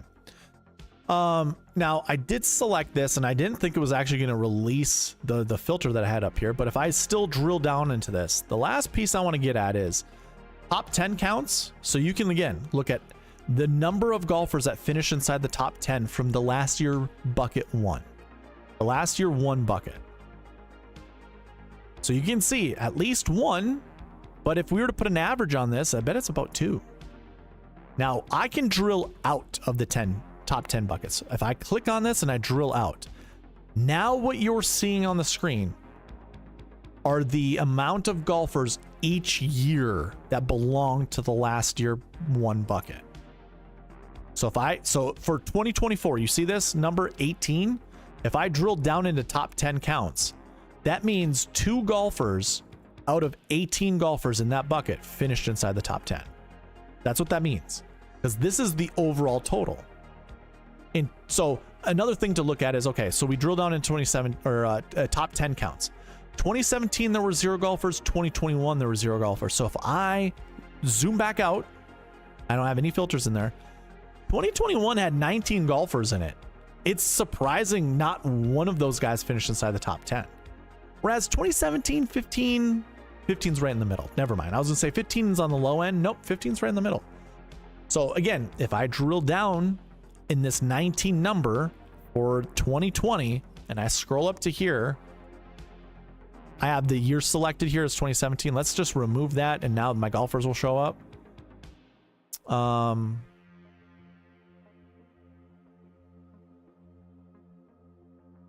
Did I just find a wrinkle? Oh, 2021 is what I'm supposed to be looking at. I'm like, there is a golfer in there. It's 2021. Sorry, 2021. Scared the hell out of me. 2021. If we scroll up, and I mean, you can sort by salary just to see who the best golfers in the field were. Harris English, 10,100. He was in that bucket. He did not finish inside the top 10. Corey Connors, 20. All the top end golfers in this bucket were terrible. The best golfer in this bucket was $6,600 John Huh. 12th place. Okay. Here's another thing we can do. Remember what I said about CT Pan from 2017? Maybe you could put a lineup together with that golfer in it and still take down a GPP, meaning you still picked at least one golfer from the last year one bucket. Well, here we go. Let's do the same thing for this year. So I'm going to deselect this filter down here, opening up everybody. And then I'm going to select 2021 for the year and just take a look. Actually, no. There's a different way that I want you guys to do this. Go here, type in RSM Classic, and then we're going to go 2021. This is a different way I want you to do it. John Huh is our guy. By holding down Control and then left clicking every time you do this, we can build a lineup. So we're going to put John Huh here. And we might as well start at the top. How many golfers can we put together at the top? Taylor Gooch, Mac Hughes, Sebastian Munoz. Do we put another 6K golfer? Probably not. Let's just keep it to one 6K. Seamus Power. And now I have 10,000. Nah, that's too expensive. Okay. I like Denny McCarthy. Let's put Denny McCarthy together with Webb Simpson. Let's move Denny McCarthy to Luke List. There you go. This lineup of 6 golfers, I'll name it off to you. The grays, I know it's a gray scale. It's so difficult to see, but I have Control and left clicked. But if you see at the top, like right above my head, right up there, the red lettering says total salary and then total points. Total salary equals $50,000. So I'm using 50,000 of the salary from 2021, from the salary cap. It scored 669 points. So I'm using John Huh from that last year one bucket. Now, if I just drill into one golfer and then drill out of that golfer, that removes the filters I just had from selecting those golfers. 669 is the lineup we need to, that's the amount of points we need to, or I'm sorry, 669 is what we scored. If I drill into the GPP winner here, the GPP winner is going to show me how many points that scored. 651. So now if I go back, actually let's do one quick test. Another one. RSM Classic, we're looking at 2017. There was no GPP winner, so that's fine. We'll take that off. I want to see, can I build a lineup with CT Pan? Like a decent lineup. So CT Pan, Austin Cook, JJ Spawn, Brian Gay, Brian Harmon. I have $8,400 left to work with. Oh shoot, Bud Colley's right here. I would love to have chosen him. Actually, let's deselect Brian Harmon. Let's select Chris Kirk and then Kevin Kisner. There we go. I guarantee you this lineup would have taken down a GPP. I had the winner, Austin Cook, JJ Spawn in second place, Brian Gay in third place, Kirk and Kisner in fourth place, and then CT Pan in 13th place. I guarantee you that would have taken down a GPP. So if we go all the way back to the bucket system and I scroll down here and we're looking at last year ones, let me actually clear this out to make it look cleaner on your end. We'll drill into this bucket right here. This filters down. Everything filters down. So now I come back down here and this is the complete totals. If I drill down into top 10 counts, 2021 there was 0. 2017 there was 0. But what did we just prove? We just proved we could build lineups that would have taken down GPPs by putting in one golfer from each of these years that finished in 12th place and 13th place, just outside the top 10, to take down a GPP. Now, I just spent maybe the last 20-30 minutes just talking about the last year one bucket. You guys can do this for every one of the other buckets and really hone in and try to figure out which golfers are the best. Now, the sad thing is I don't have a way for you to look at this week's. Like, I'm left clicking this. It's currently inactive. I don't have a way to put those. I mean, I'm working on it. You'll have it next year where when you drill into this, you will see all the golfers from this week right here, and it'll show you their bucket numbers and you'll be able to do that. But here's the thing you could do. You could go to the cheat sheet. If I scroll up to here and in this last year column here, just drill like this. Now, there's actually going to be an issue. I think number 1 is at the bottom. 1, 10, and 11 I think are going to be at the bottom. Is that right? Is that true? No? Ooh. Okay, cool. Then I did it right. Lovely. I appreciate that. Here are all your golfers in the last year one bucket. It starts with Daniel Berger, Nico Echeverria, Luke Clanton, JT Poston, Mac Hughes, Lee Hodges, Michael Thorbjornsen, Vince Whaley, Fishburne Phillips, Highsmith Cole, Rogers Eckroat, Hisatsune, Norlander, Martin Laird, and Robbie Shelton. I don't know how many golfers that is, but here's the thing. Another thing we could do, just go to this. It'll show you how many buckets or how many golfers are in that bucket. 18 of them. 18. And if you go ahead and you go into the dream sheet and we put a filter on this, I'm using your guys' cheat sheet right now, by the way. And we just deselect everything but select last year one. Here are 19 golfers. I just mentioned them. These are your 19 golfers right here. Or 18, sorry, 18 golfers. I know how to speak. Here are your 18 golfers from price tag from top to bottom. And if I scroll in or zoom in just a little bit, now you can see it a little bit better. Here's the thing about this. Now, you guys can analyze all of this however you'd like. You can go back to the bucket system on the website. And if you really want to, what you could do is we can go ahead and drill into this bucket again, last year ones. And then this finishing position filter here, this little scroll, is just bring this down to, let's just do top 13s, right? Because that includes our CT Pans. So now you have every last year one golfer that finished inside the top 13 right here. And what you guys can do, I'm going to sort year by top to bottom. What you guys can do is compare each of these golfers to each other. What is the most common thing you see? The price tags are all over the place, by the way. We have 2 10K and above golfers This, I imagine this includes, you know, there are probably every year there's probably at least one 10K golfer that's in the last year one bucket, most likely. So we only have 2, meaning the 10K range is not safe. You see a few 6K golfers, you see a hodgepodge of salaries in there, different salaried golfers. So you have you have 10s, you have 9s, you have 8s, you have 7s, you have 6s. But there are more stats to analyze, and I'm not going to analyze all of them right now. I will do this probably tomorrow during the live stream for my members only. And also just for myself, just to try to get an edge on all of you guys. But you guys can do the same thing. Come here. And there are different ways to look at this data. Byron, I see you're in the chat. I see you're in the chat. This is what I was trying to show you at the bar when we were down in Albert Lee.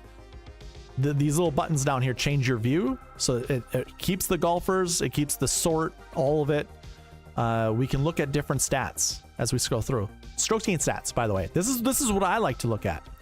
Each one of these golfers, except for CT Pan from 2017, and we could say John Huh. So the guys who did not finish inside the top 10 that I was battling for to put in your lineups, if you remove each one of them, each one of these golfers is positive strokes gain total. So unfortunately, I don't have a way. Gosh, I should put the bucket system in here. I need to put a bucket system filter. But I like to go here and 1 year's worth of data. My strokes gain stats in the bucket system is 1 year's worth of data. So if I go November 5th, 2024, doesn't matter. This is 1 year.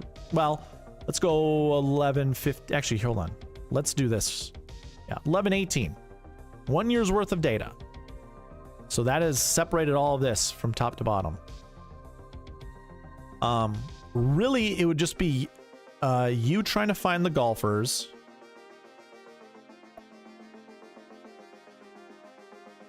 I don't think I have filters that can do this.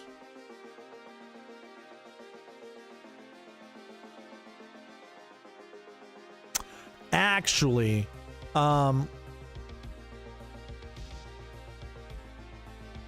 you could go in here. We can choose. No, I mean, we can go in here and choose the RSM Classic. No, that's not going to show what we need.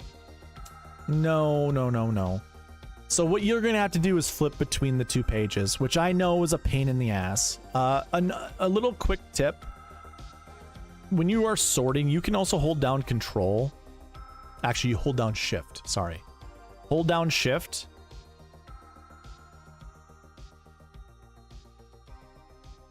Let's do it this way. We'll go like this. Hold down Shift. Oh, there's something weird with this.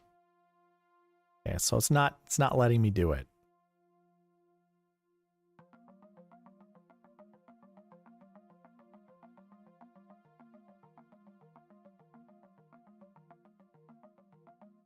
All right, let me try something else. Hold on.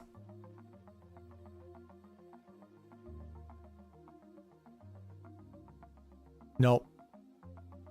Yeah, it has something to do with this. So technically these aren't numbers, so I can't sort by the number. That sucks.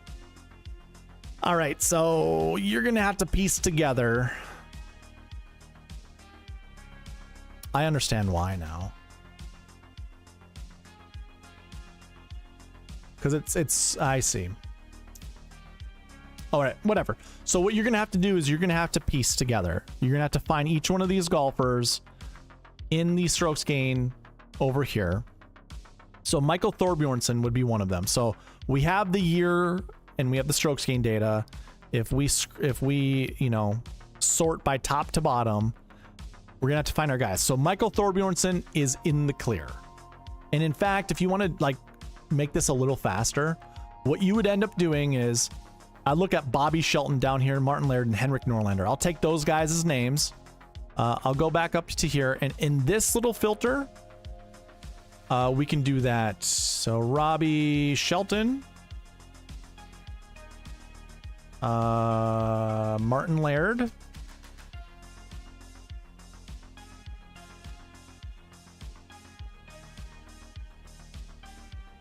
I already forgot the other guy. Okay, it's Henrik Norlander, and then I can also put Rio Hisatsune in there too. Henrik and Rio. Okay, so I have those 4 golfers in there, and we're looking at their strokes gained total. They're all in the positive, meaning they're all live. We could choose these golfers based off of what we've seen in previous stats. Now, I don't know if, I mean, I'm not going to go and copy and paste each of these golfers in here. In the future, this will be so much easier. It'll be more streamlined. But you could check each one of your golfers. Just make sure you put that date filter by 1 year, because when you use the bucket system, the strokes gained total that the golfers are bringing, or all the strokes gained stats that they're bringing in, is a 1 year lead in. I'm looking at 1 year of lead in stats coming in. This is what their strokes gained stats were leading in over the last 365 days. Just throwing that out there. So, so yeah, you can go and filter by that. Again, in the future, if you were to hit this week, then we would look at all the last year 1 golfers for this week. Unfortunately, I don't have that. Oh, that stinks. But anyways, yeah. Thank you, Byron. Thank you, thank you, thank you.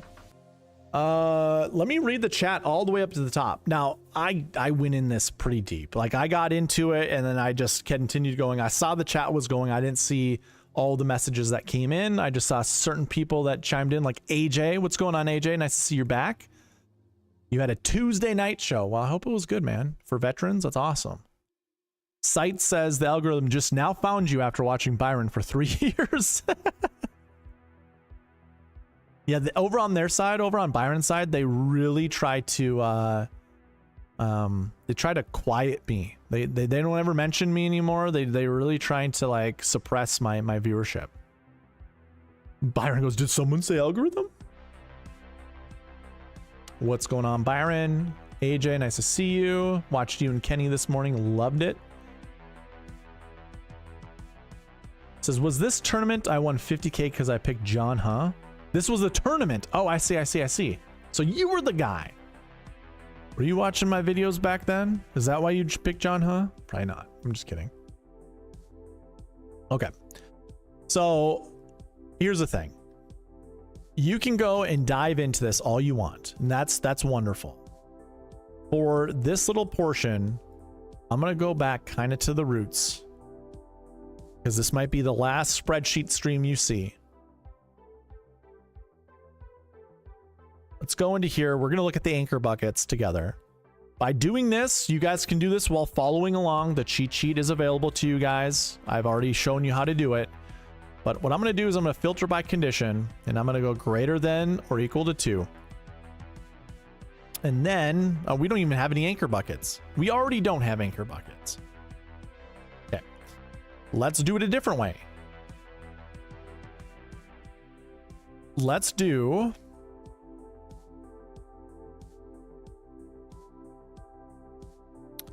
How do I want to do this? Actually, there's a very interesting one. Oh my God, there's no anchor buckets. So I'm looking at course history 3s because there's at least one golfer that's been inside the optimal lineup from this bucket every single year. But there are 52 golfers in that bucket this year. 52. I don't want to talk about 52 golfers. Then there's also recent form 3s that have at least had one. There are 47 golfers in that bucket. You know what we're going to do? And this is available to everybody else. If you want to use the optimizer, it is available. I have it built for whoever wants it.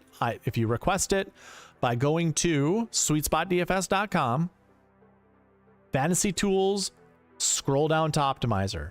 Yeah, drill down on Optimizer. A new page will open up. Actually, I made it open up a new page. But this page will show up. and this pop-up will happen. You request your email address right here, hit request now. I get an email, I'll send you the optimizer. What's beautiful about the optimizer is everything I just discussed when it comes to projections, or throughout this video that I've discussed with projections, those are already loaded into the optimizer. So this optimizer looks at the golfer's metric score. And this is based off the model I created. Looks at their model score or their metric score. And then it takes into account the minimum and the maximums for the buckets that I have, the conditionals. And then basically when I hit run optimizer, it looks for the best golfers in each of the buckets, best golfers with the metrics, like the, you know, that's basically what the best golfers mean. The best metrics for the buckets, and it tries to blend it together perfectly to find the most optimal lineup with those golfers in it.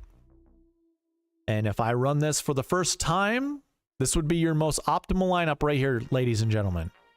Michael Thorbjornsen, Daniel Bergerheim, Keith Mitchell, Bud Cauley, Ryan Gerard, and Taylor Montgomery. This little N here indicates that Montgomery is going to be kicked out. And if I run it again, a new lineup will emerge because Montgomery got kicked out. This one, Sammy Valimaki would get kicked out, but it's the same 4 dudes. If I run it again, let's see what happens. Same 4 guys, Thorbjornsen, Berger, Mitchell, Gerard. If you don't want to see one of those guys, we just say kick those golfers. So I'm kicking out Danny Berger. And now the new one is English, Whaley, Mitchell, Bridgman, but Gerard is still there. So Gerard in the 7K range. My optimizer loves him. The model loves him. So throwing that out there. I will be building lineups after we cover one more thing. One more thing. Oh, I see. AJ made a funny. AJ made a funny. John, huh? Ha ha ha ha ha. You're so funny. Okay. One last thing to talk about. Marquee Tee Times. Let's go ahead and get into that and then get into lineup building.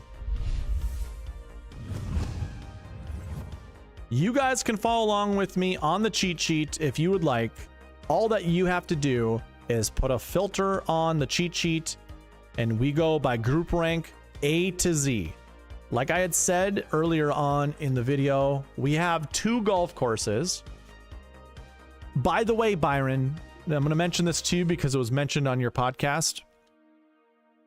Kenny Kim thinks that there's still going to be a suspension due to darkness. He does realize there are 2 golf courses. I heard him talk about it. On those 2 golf courses, there are now only 78 golfers. Those 78 golfers then get split up, and you'll have 39 on one side, 39 on the other side, on hole 1 and hole 10 going off. I think they're going to be fine. It's just one wave that are going out. There's not going to be an AM PM. It's just one wave. It's a 2-hour gap between the first tee time and the last tee time. They're going to get their rounds in. Also, to go on top of that, another thing to mention is, actually, let's look this up together.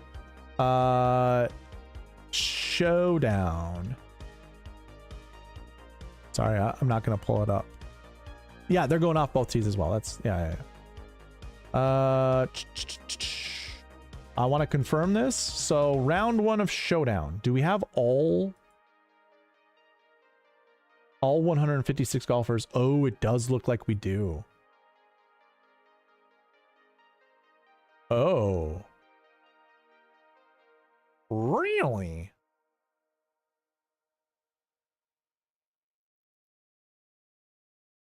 We do. Okay. So I was going to mention, I don't think you're going to get an advantage of the 2 different golf courses because DraftKings typically they rarely have both golf courses available for Showdown. They typically choose one golf course and then only select golfers. You can only choose golfers on that golf course. This week, They actually have all 156 in the field for showdown round 1. So there might be an advantage. Go check out Byron's mini model. That looks pretty sweet, Byron. I was watching that earlier. You did a good job showcasing it. And totally glazed over Kenny's eyes while showcasing it. But that looks pretty cool, dude. Okay. Anyways, going back to the segment of Marquee Tee Times. Oh, I forgot to show that at the Bermuda. Watch this. Check this out, guys. So what I say every single year, every single week, is you always want to select 2 to 4 golfers. 2 to 4 golfers from the Marquee Tee Times. Or a different way to say this is select 2 to 4 groups. 2 to 4 groups, and select only 1 golfer from each of those groups. That's it, just 1 golfer. Because we do not pair up golfers. And watch this from the Bermuda, last week's tournament. I'm sorting by the top groups in the field. And if we take a look, the little black tick mark means they were in the optimal lineup. So I have this zoomed in as far as I can zoom in. Here's group 1. They did not have an optimal lineup golfer. They didn't have a top 10 golfer. Here's group 2. Alex Smalley. If you were watching the podcast last week, this guy right here was on Alex Smalley quite a bit. One of my favorite golfers last week, Alex Smalley. So, 1 guy, the other 2 missed the cut. If you only select 1 golfer, guess what you get to fade? 2 bad golfers. The next group, Rico Hoey scored enough DraftKings points, by the way. He was in the SweetSpot Optimal. He was also in the GPP winning lineup. That's what this blue color indicates. GPP winner. Group 4, Max McGravy. We've been on the gravy train for a while. Max McGravy. He was in the optimal lineup and the GPP winning lineup. The little black tick marks indicate optimal lineups. And we go down to group 5, and your boy Seamus Power was in the GPP winning lineup. So right away, just so you can see this, Alex Smalley was in the SweetSpot Optimal and the optimal lineup. Rico Hoey was in the SweetSpot Optimal and the GPP winning lineup. So we have 2 for SweetSpot Optimal. We already have 1 for GPP and 1 for optimal. And then we get to Max McGravy. That counts 1 towards the optimal and 1 towards the GPP. And then there's Seamus Power down here, 1 towards the GPP. So we have 3 in the GPP, 2 in the optimal, and 2 in the SweetSpot Optimal. All 3 lineups followed the Marquee Tee Time rules of selecting 2 to 4 golfers. And that's it. 2 to 4, and we don't pair them up together. Don't pair them up together. If I scroll down, if you want to take a look at all the rest of the golfers, there's Vince Whaley, who was in all 3 lineups, the SweetSpot, the GPP, and the optimal.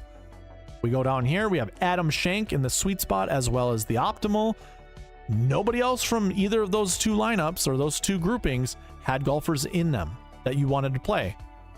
I keep scrolling down and I see these little black tick marks. Okay, that's an optimal lineup golfer. Rikuyu Hoshino was with Rosenmuller and Hastings. Those other guys weren't in the optimal lineup. This one's close. Chandler Phillips was in the optimal as well as the SweetSpot Optimal, the mustache man himself. And Nicholas Norgard Moeller was in the SweetSpot Optimal. You didn't even see a single golfer paired up together that was in any 3 of those lineups. Not at all. So now let's fast forward to present day. We are looking at the RSM Classic. And I might as well zoom in as much as I did on that last one. Group 1. Harris English, Danny Berger, Stephen Fisk. Group 2, Brian Harmon, Michael Brennan, Andrew Novak. Group 3, Siwoo Kim, Ryan Gerard, Sam Stevens. Group 4, Torbjorn Olesen, Victor Perez, Patrick Fishburne. Group 5, your winner, Bud Cauley, Jacob Bridgman, and Max McGravy. Group 6, Nico Echeverria, Benny Ann, and Steven Yeager. Group 7, Michael Thorbjornsen. Byron, I hate when people call Thorbjornsen Thorb. It's got to be the dumbest name I've ever heard. I understand the reasons why. No, actually, I don't even understand the reasons of saying Thorb. Thorb just sounds like you don't know how to say Thorbjornsson. I spent maybe a millisecond longer saying Bjornsson. Bjornsson. Thorbjornsson. Wow, so hard to say. Thorbjornsson. Thorbjornsson, Thorbjornsson, Thorbjornsson, Thorbjornsson, Thorbjornsson. Pretty fucking easy. Oh, Thorb is the dumbest name I've ever heard. Ever. Dumbest nickname I've ever heard of people who can't say Thorbjornsson. And I know that's not you. Byron, I know that's not you. That is your co-host and also his old co-host. His old co-host is the person that pretty much coined that name because he doesn't know how to say Thorbjornsson because he speaks too fast and he can't enunciate that name. It's like saying Darb instead of Darbo. Yeah. Well, you would say Darbs. Like a lot of people call me Darbs. That's fine. But it's like, it's not even saying Darbo. It's just saying D or duh. Hey, what's up, duh? Can't say Darbo. I gotta say duh. It's too difficult to say Darbo. Okay. Here are your 9 top groups. We want to select 2 to 4 golfers. And in all honesty, like there are a lot of good golfers to choose from. If we go back previous years and do the exact same thing on the RSM Classic, well, we did have JT Poston and Nico Echeverria last year in the same group in the GPP winning lineup. Group 4 actually had 1 golfer in the Sweet Spot Optimal and 1 guy in the Optimal and GPP. That was Luke Clanton. We had 3 golfers. Group 8, Group 4, and Group 2. Ooh, all divisible by 2. Crazy.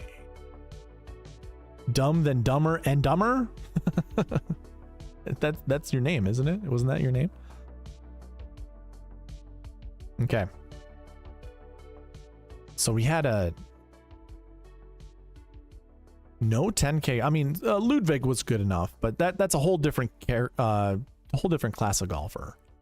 If I go the year before that, you had Ludwig at 10.9, Svensson at 86, Eckroat at 71, and then a couple people below. Ooh, barely. You only had 1 optimal lineup guy.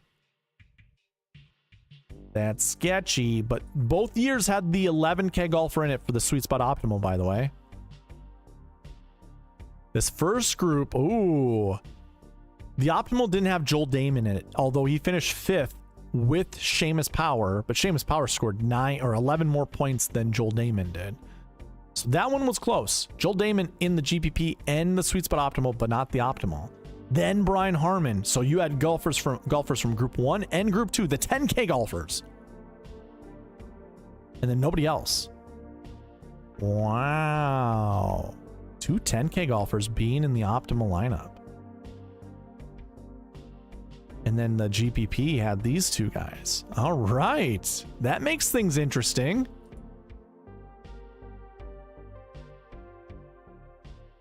Oh, I didn't do the color scheme. Oh, I did this differently. I did this differently back in 2022. This was not by group ranking. This is just by the game. Okay. Hard to do this one. All right, never mind. So this top group, do we really have that much confidence in Harris English and Danny Berger? Probably not. I do like Steven Fisk, but I'm going to skip out. Brian Harmon, I could play Brian Harmon, but I really like Brian. I like Michael Brennan. Michael Brennan's a stud. Sign me up, dude. Yep. Michael Brennan, by the way, here's the thing. Byron, this happened to you. It happened to me. I'm going to just show you what I did. Here's my input sheet that creates all of the models and everything. This is where I copy everything from. There's a live formula over here. If I scroll all the way over to this, watch that. I have live. Actually, I don't have live formulas in this, but if I delete this, you can see Michael Brennan is right here. And actually, I will highlight this just so you guys can see.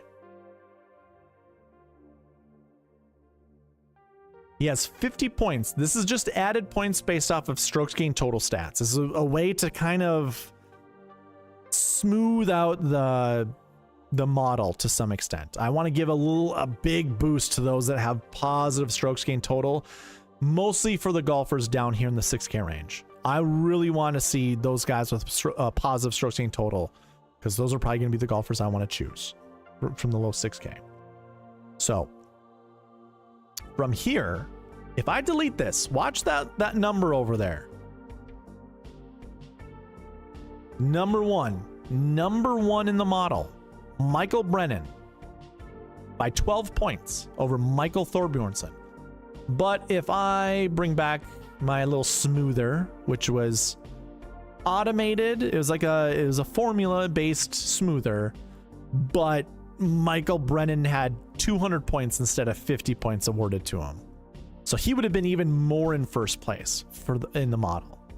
But because he's kind of new, I also didn't want my number one golfer being $8,400. I did that to handicap him, just so he didn't show up at the top of the models. Either way, he's going to be selected quite a bit because he's a good value. He's a very good value. So is Ryan Gerard, by the way. Actually, I want to see something. If I put this to 50, he goes to 22nd place. Holy crap. What if I go to 100? He goes to 12th. Okay, so I think I'm going to take 25 points off of Ryan Gerard's number. That works for me. Yeah, because six place is too good. Yep. Formula based smoother. You're gonna trademark that? Okay. All right, guys, let's get into lineup building.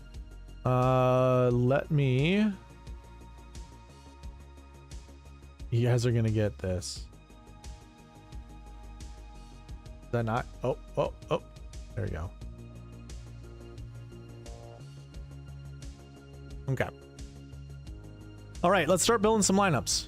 So any of you guys in the, by the way, hello, Ryan. Nice to see you. Does anybody have golfers they want me to build around? Especially from the Marquee Tee Times. I'll bring that back up for you guys. Here are the Marquee Tee Times. I'm actually going to make it easier for you guys to see by doing this. I think this will make it easier to see. Maybe, maybe not.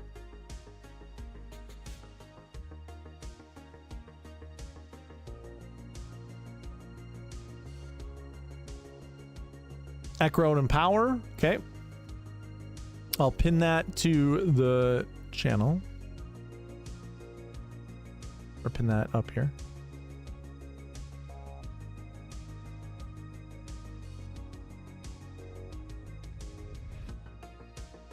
Okay. Anyone right now, if you just pause the video screenshot, or if you go to the cheat sheet, you can find the Marquee Tee Times that way. And by the way, those that do ask for the optimizer, the AM golfers are your seaside golfers, your PM golfers are your plantation golfers. The optimizer needs to have something in here. And if you wanted to filter by this, you could add it right here. So this is a conditional box for AM, PM. If you want at least like 2 golfers, 3 golfers from seaside, you would then just change the minimum here to 3. If you wanted to limit golfers from 1, you could limit to like 4. Like you can max by making the max number lower. That means you're limiting, these buckets. If you increase the minimum, that means you want at least that many golfers in your lineup from those golf courses. So that's one way to do it. Eckroat and Power, Seamus Power. I saw the golf tips checker had Seamus Power being his #1 tipped golfer this week, which is whatever. Shamo will not be one of the golfers I'm actively trying to put in my lineup, but I'm not afraid of playing Seamus Power.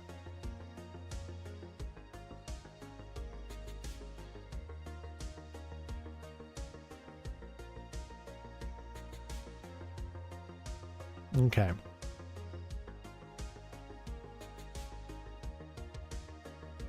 Actually, let's do 59. Let's do 50. 50 all the way to 9, 33 on down to 7, and then I'll keep everything the same here. Okay. Here we go. Chris Kirk, Ventura, and Ramey. Is Chris Kirk not in a featured group, or do you mean by Marquee? Yeah, I don't know if it's a Marquee group. Christopher Kirk. Chris Kirk is in a group with Brant Snedeker and Joe Highsmith. It's the 14th best group that I have. Chris Kirk is the 23rd best golfer in my model. He gets hurt because of recent form. I think I saw that he was kind of one of the top guys in your model, or at least you were showcasing him as a guy to consider. But yeah, recent form hurts. And one thing I saw, if I go back and I use these pages and I'm looking at my course history, look how much pink shows up. 65.33. This is their average finishing position leading into this event for this event. So that means Maverick McNeely's average finishing position was 65.33. And if I go to this tool here, yeah, I'm going to use RSM Classic as my tournament tool. And then in here in the tournament stats filter, I'm going to choose Mav McNeely from here. He won't show up in the top right because he's not playing this week. And let's extend this all the way to 2013. So in 2019, he had a 53rd place finish. Then he had a missed cut in 2020 and a 58th place finish in 2023. So you add those up, or you average those out. A 53rd, a 58th, and a missed cut, which I qualify as an 85th finish. Like he finished 85th place. That's for all missed cuts. Some people do 100. Some people actually do the actual number that their total score is. I don't really care. You miss the cut, you miss the cut. They're all the same to me. We go back here. 65.33 was his average finishing position at the RSM, and then he wins. But not to be outdone, Nico Echeverria, 64.5. Lee Hodges, 65.3. JT Poston, 63. Only Luke Clanton had a good course history heading into that event and finished inside the top 10.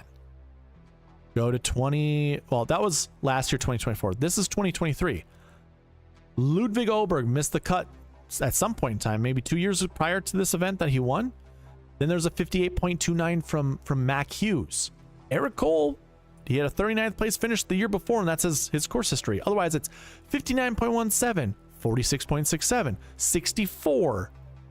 That includes a win from Adam Svensson. Ben Coles with an 85th. Then you had a good one with Taylor Montgomery. If I go the year before that, 2022, everybody had bad course history. Everybody had bad course history. That's one thing I want to, and then this is 2022. Terrible course history. We go back one more year from there, and then it kind of gets better. And I think if we go back one more year, no, it's still pretty bad. The one thing though that I noticed, and I actually saw, I think it was either Pat Mayo or Keith Stewart mentioned this.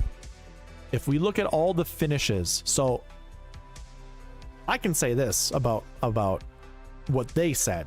This is how I do all of my recent form, is only looking at the last 8 weeks. And that's exactly what they used, but that was because of the fall swing events. I don't care. I'm only looking at the last 8 weeks no matter what. Going further back than that is meaningless to me. I do not care. There's no such... I could go on with that, whatever. Here's what I will say.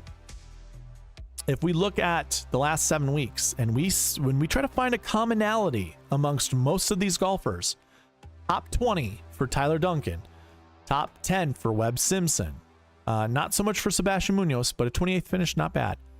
First place, a third place, even an 18th and a first, like Brendan Todd on fire. 28th for Henrik Norlander. What I'm looking at are all the green numbers. There's a lot of green in the last 7 weeks. If I look back at every golfer leading into the RSM Classic that's inside the top 10, most of them had a top 20 finish. Look at all the green. The green means top 20. You can even go further into that. It's top 10s, top 11s. We go to 2023. You kind of still see it. You didn't see it from Svensson, by the way. Svensson came in with terrible recent form and somehow won that event. Just found fire. But everybody else underneath it had about a top 20 or top 10 leading into the event. I mean, it's crazy when you just look at some of these. There's a ton of them. There's a ton of them. We go into this week. Like Harris English doesn't qualify. Michael Thorbjornsson does. Siwoo kind of does. I mean, that does count. Rico Hoey counts for sure. You could count JT Poston. I'm not going to. Torbjorn Olsen. There you go. Alex Smalley. Whaley. Pearson Cootie. Davis Thompson to some extent. Yeah, that works. Michael Brennan. Matt Kuchar. Keith Mitchell. Echeverria. Benny Ann even. Rogers qualifies. Patrick Rogers qualifies. Wallace. Perez. He just withdrew, right? So no Perez. We'll have to remember that. I gotta move his stuff to 0. Power. So Power. There you go. Seamus Power. Takumi Kanaya is a perfect choice. Perfect candidate here. Eric Cole. There's a lot. Let's just put it that way. There's a lot. I'm not going to go through all of them. It almost feels like the entire field. But, you know, I'd pick at least 4 or 5 golfers that have had top 20 finishes in the last, 7 weeks, the last 8 weeks, and just put them in your lineup because I think you can. Like, is this 7 golfers? Okay, it's 6. If I go here, Mac Hughes had 1. He was in the optimal lineup last year. Lee Hodges had 1. He was in the optimal lineup. Danny Berger had 1. He was in the optimal. Luke Clanton did not. No, nothing. But then you have it with Matt McNeely and Echeverria. That's 5. Their recent form's pretty good. Recent form, coming into this event probably matters more so than course history. For sure. So that's a long-winded answer to tell you, Byron. Chris Kirk, you could just keep him on the benches. We don't have to play Chris Kirk. I miss this part of the show all the time. What is a good average finishing position? At this event, it isn't. There really isn't one. The bucket that shows the most is course history 3. That's that 40 to 60 range. There's been at least 2 golfers that finish inside the top 10 every single year. There are 52 golfers in that bucket, which makes it difficult. But we could sort by this. Course history 3s. Was it course history? Was that what I was looking at? Yeah, course history 3s. We could also look at recent form 3s, I believe. Actually, 2s and 3s, both together. So course history 3s, there are a total of 10 golfers from the Marquee Tee Times in this bucket. So you could choose one of those guys. English being one of them, Fisk being one of them, Brian Harmon, Echeverria, Jaeger, Ben Martin, so on and so forth. If I sorted from salaries top to bottom, Alex Smalley's in this bucket. I like Alex Smalley this week. Vince Whaley I like, just as normal. Could use all the Georgia boys. Like, look at all the Georgia boys. We could filter out by Georgia. How many Georgia boys we got in this bucket? 13. And that's, I might be missing some because I haven't updated this in a while. Like, I haven't updated the bio page that I have for a while. So bunch of Georgia boys here. There, you know what? I used to do bucket system for region. So like, do you want to play 6 Georgia guys in your lineup? The answer was always no at this event. Don't put 6 Georgia boys in your lineup. You will be disappointed. Do not put 6 Georgia boys in your lineup. Don't do it. Don't do it. Don't do it.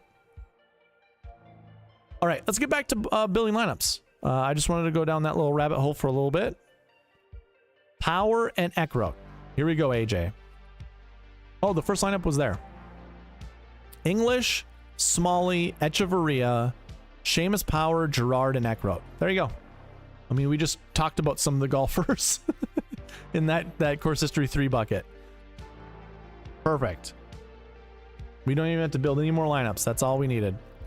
Here's a more balanced lineup. Denny McCarthy, Berger, Michael Brennan, Keith Mitchell, Seamus Power, and Eckroat.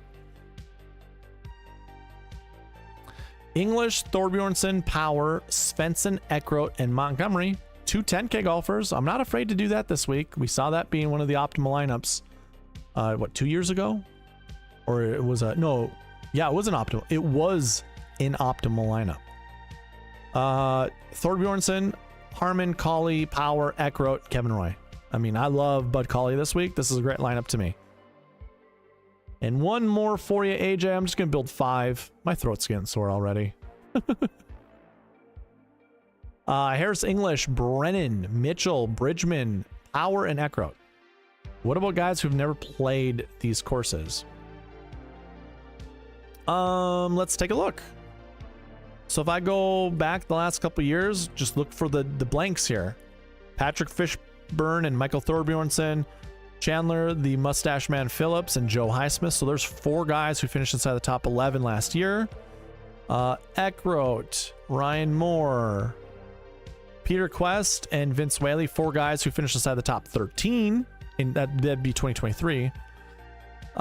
In 2022, Cole Hammer, Eric Barnes, 2 guys inside the top 10, 3 guys inside the top 15. 2022, you got Cam Smith, Taylor Moore, so 2 guys in 2021, I should say. In 2020, you had Bern Wiesberger, Jason Day, 2 guys inside the top 12, 3 guys inside the top 15. In 2020, Scotty Scheffler, Alex Noren, Will Gordon, 3 guys inside the top 10. And 2018, 2 guys inside the top 7. So it looks like 2. You could get away with building a lineup of 2 dudes that do not have course history, because that's the common theme that we saw every single year. 2 guys finishing inside the top 14, which means, do I have that situated here? Last year 6, 1 out of 4. But that means course history 6. There we go. 0 out of 2. So I already have that as a limitation. We're never going to select 2 golfers that have, or more than 2 golfers that have no course history. So it's already built in. All right, let's move on to the next one. AJ, those were your lineups. Hope you liked them. If not, or not if not, but if you didn't get them, I'll zoom in. You can take a look. Take a look, pause it. Here are your lineups. But we're moving on. Moving on. Lombardi Lee wants Valimaki, Mitchell, and Poston. There's Poston, Mitchell. Where is Valimaki? There he is. Sami Valimaki. Can you come back? All right, whatever. Here we go. First lineup: Poston, Berger, Mitchell, Cauley, Perez. Oh yeah, we can't do Perez. We'll change him to 0 points. Did we already put? No, we didn't put him in the lineup. Okay, 0 points. And let's just put a lock of no on him. All right, let's try it again. Thorbjornsen, Poston, Mitchell, Cauley, Valimaki, and there's our boy Doc Redman. 10-9-8-8-7-6. I love this. This is actually a dude. This is a really good lineup. I'm not a huge fan of Valimaki, but the rest of this is money. And you like Valimaki, so you stick to your guns. Great lineup. Thorbjornsen, Poston, Mitchell, Valimaki, Fisk, and Andrew Novak. Haven't seen Novak in a long time. Remember, he used to be good. Or he was good before he got hurt. Got his win too, right? He got a win and then he got hurt. Poston, Berger, Mitchell, Cauley, Gerard, and Valimaki. Lovely. Logan's back. Thorbjornsen, Poston, Mitchell, Valimaki, Jesper Svensson, which I like here, and Taylor Moore. Sure. It's fine. And then we get Harris English, Poston, Mitchell, Meisner, Valimaki, and the Assassin, Rio Hisatsune. Okay. Those were lineups for you, Mr. Lombardi Lee.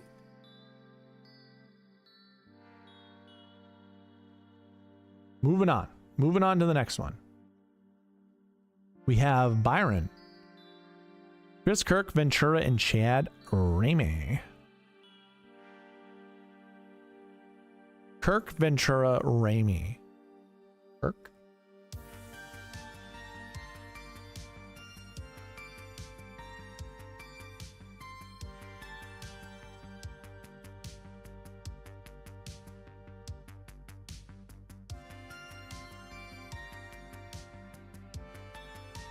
Byron, does Ramey pop in your model?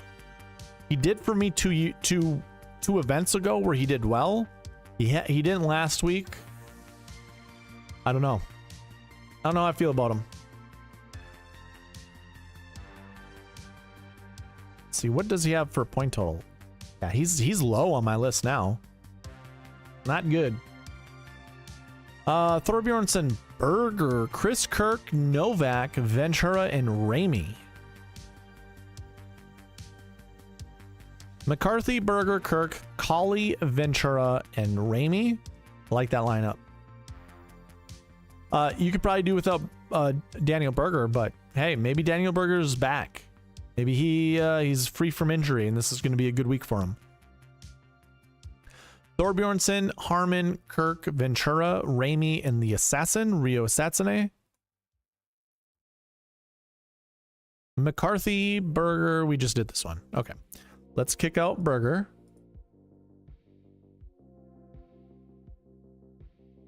Do call him the Ram. English, Kirk, Brennan. You're the best big brother ever, Brennan. English, Kirk, Brennan, Cole, Ventura, and Ramey. Michael Thorbjornsen, Kirk, Brennan, Bridgman, Ventura, and Ramey. There we go. There we go. That was a good one. You got your bridge daddy in there.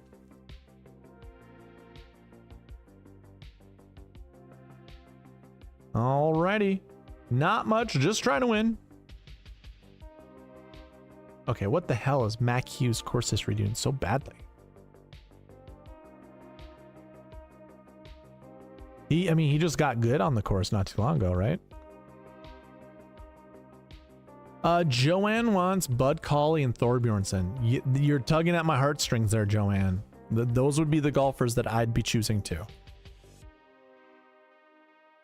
Joanne's just tugging at my heartstrings.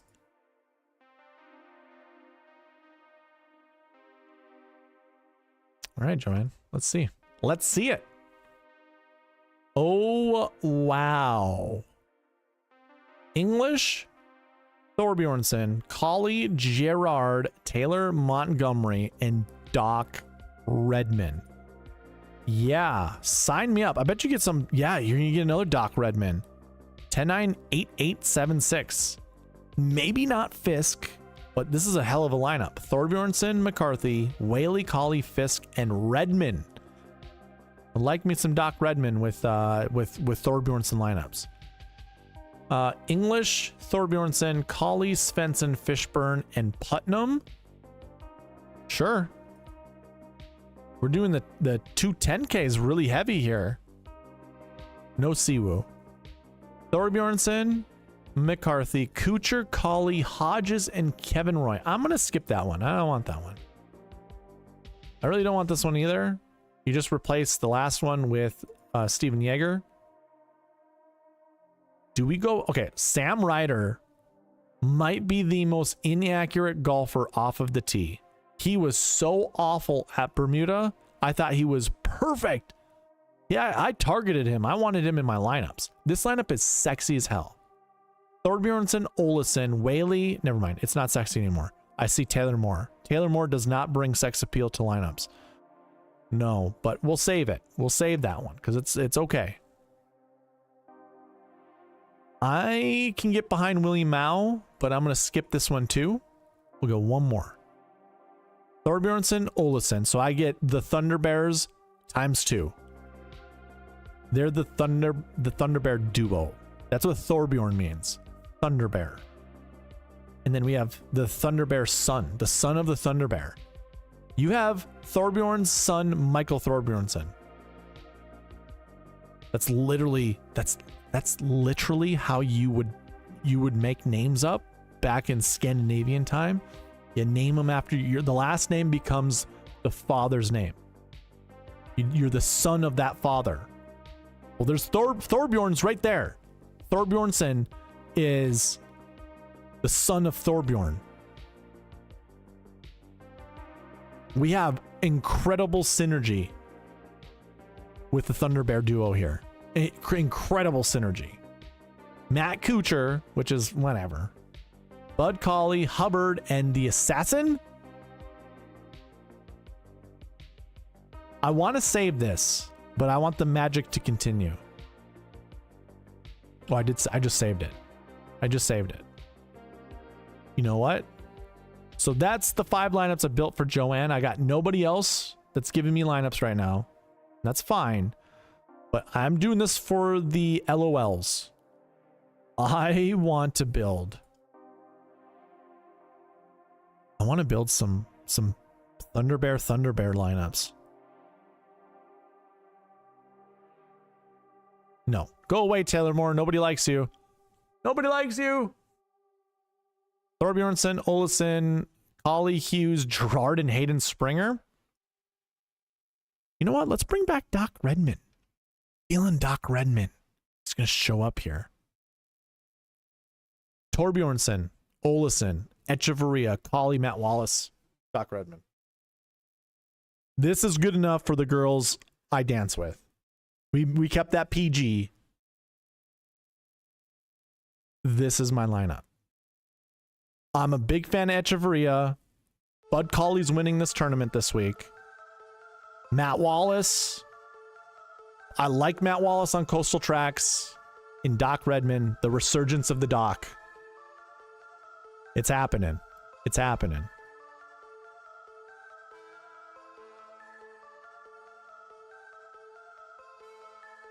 Painting that boy red.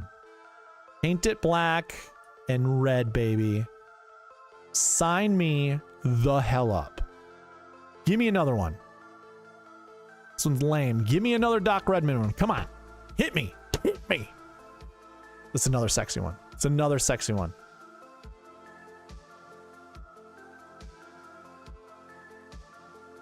Yep.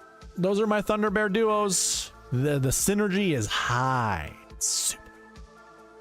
Did we do good with any of these lineups here? No.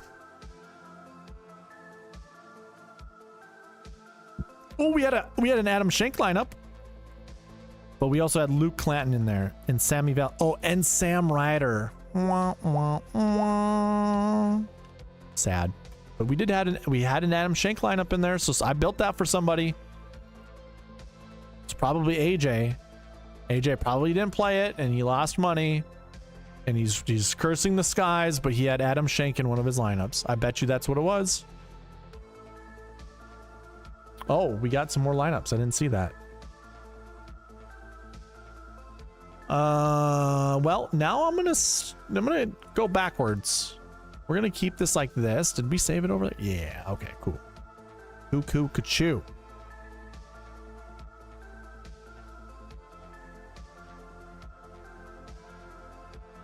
Alrighty. We're going to the next one. Wheels up. He wants Thorbjornsen and De Chassar. Edron De Chassar. I am curious. Logan, why are we doing Adrian? What is it about Adrian that you like so much? Is this like Jackson Suber?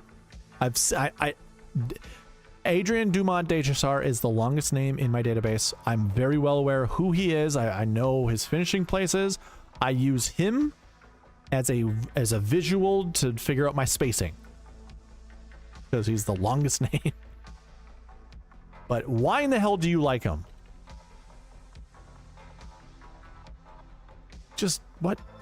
Just want to be different?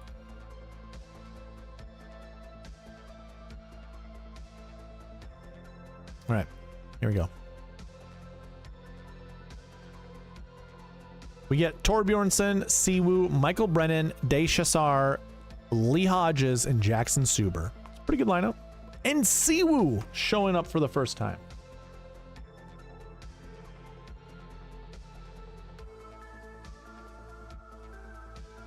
I need water, but I don't have any water left, so we're drinking an energy drink at 9:30 at night. I should be fine. Should be fine. Thorbjornsson, Berger, Kuchar, Mitchell, Deschazar, and Suber. This is a lineup made for Logan. Logan, if you don't put this in your cash games, you're a sad boy. We get the Thunder Bear duo with Whaley and Gerard. Yo, I'm gonna keep this one. Dude, I might go all in on the Thunder Bear duo.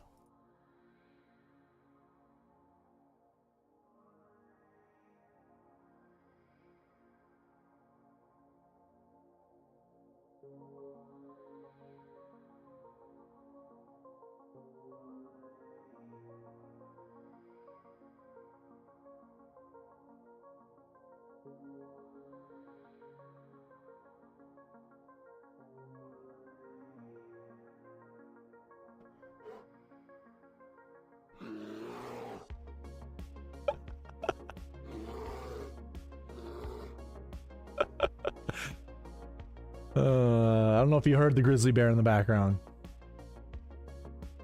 I should come up with a thunder. Damn it. It'd just be like a. That'd be a thunder bear. You're welcome, by the way. Clip that. Clip that. That's. He top tens or misses the cut. Who, Jackson Suber? You're right. He does do that. He's a young guy you think wins one time this year? All right. All right, so did we save this one? This was a good one, right? Yeah, we did save that one. Cool. Harris English, Thorbjornsson, Michael Brennan. Is Byron in the chat? Byron, did you hear me build you a lineup? And then I did a quote from Step Brothers. I'm gonna wait for you to answer that one, and then I'm gonna do it again for you because you didn't react to it. English, Thorbjornsson, Brennan, Deschazar, Suber, and Redmond. I don't like English, but that's all right. This is a solid lineup for the two golfers that you added. Sign me up. Torbjornsson, Berger, Kuchar, Mitchell, Deschazar, and Jackson Suber. And that's 5. That was 5 for you. Oh, that was a duplicate. We might have to build another one. Hold on. Hold on. Hold on.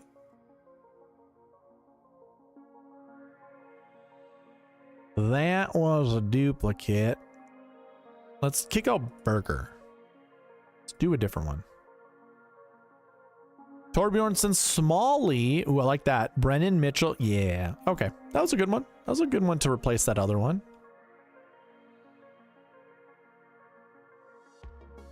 Hell. The optimizer's on the fritz. Okay.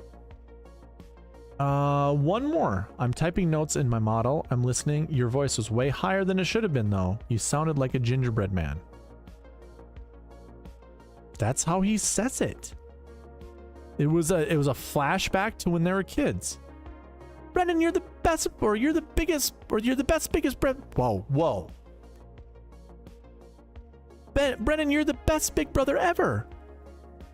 My low play guy hasn't been picked. That's probably because he sucks. Kidding. Don't play him.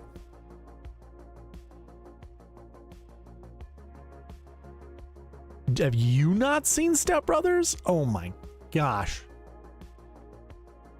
Byron, come on.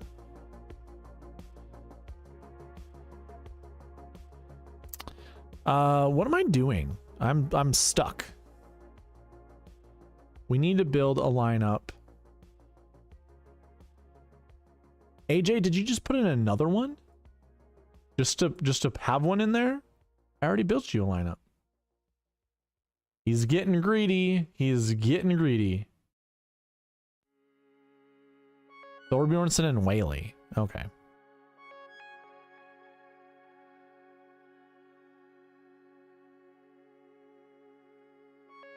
Getting greedy.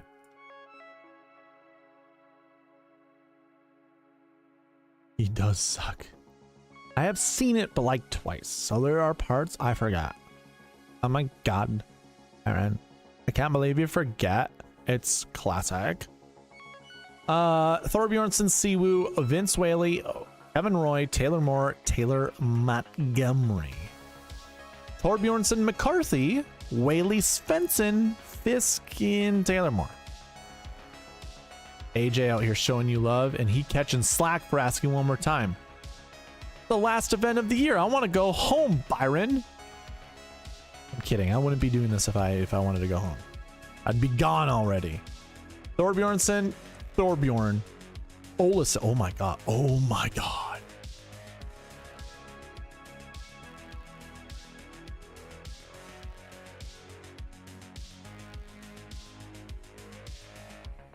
If I had the power, the production quality, I would take these two names right here and shit. I would cut off the OLE. It'd be one of those things where it'd be like, it'd be Thorbjorn and Olsen, and like the OL just goes, and then right there, you get Thorbjornsen from Olesen. Ole Michael Thorbjornsen. That is the Optimus Prime name of the Thunder Bear duo. Ole, O-L-E, Michael Thorbjornsen. You get it.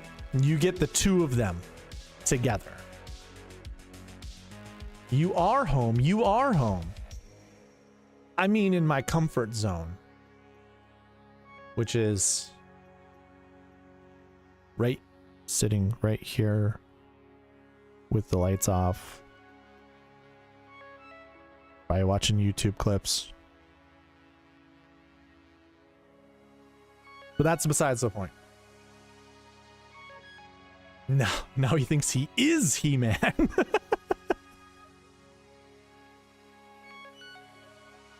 I wish I remembered He-Man.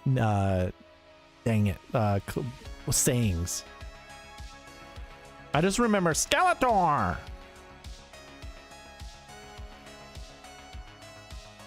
Oh, what a sweet treat. Look at this lineup.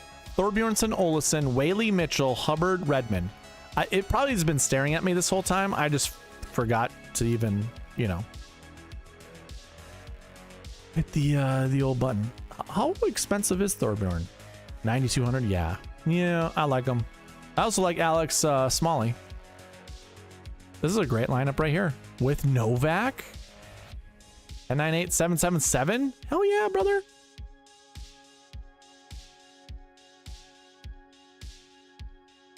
Thorbjornsen, Whaley, Brennan Bridgman, Wallace, and Kevin Waugh. We got the Avalanche goalie in there. Love it. Cool, guys. This is the last stream of the year. Anything anybody wants to talk about? I mean, I can still build more lineups, but I'm going to get off here soon. How long have I? Yeah, we're at 2 hours and 40 minutes. Nah, I'm not going to stay on that much longer. 5 more minutes, ladies and gentlemen. 5 more. I am streaming for members tomorrow night. So I will still be streaming tomorrow. Live stream. Probably 8 o'clock. Most likely 8 o'clock. Yeah, 2 hours and 40 minutes is plenty long for me. We built some good lineups tonight. I'm pretty satisfied with these lineups.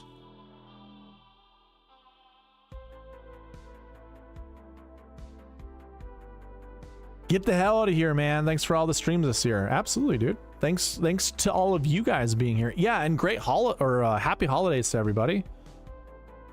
Whatever you you believe in and whatever you celebrate, I hope you enjoy your time either by yourself or with your family, with friends, with whomever. Have the power. I have the power. Now raise your sword. Love you, chat. Byron with the green and black. Hey, Byron, did you choose green and black because of the Jets? Was that your purpose to your colors? Green probably for golf, but anyways. Jim Lemoyne, nice seeing you all the way to the end. Hey, one's in the chat if you want to see a collaboration between me and Byron sometime this winter. Put a 1 in the chat before you leave. I don't know who's still here. 9 people. 1 in the chat.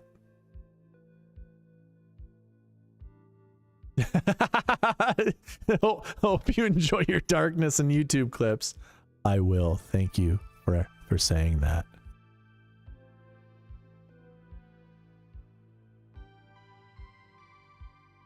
Oh, Byron, you son of a bee.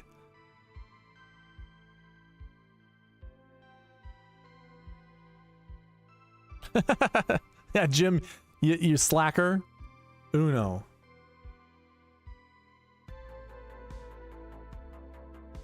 Hell yeah. See, now you got to, Byron. You're stuck. You're stuck with me.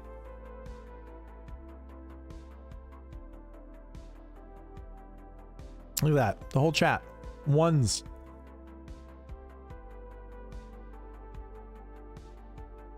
Maybe a skiing trip? I'd probably snowboard. Me on skis? That's like a giraffe, dude. We will get on sometime in December. Yes, I agree. All right, all you beautiful people.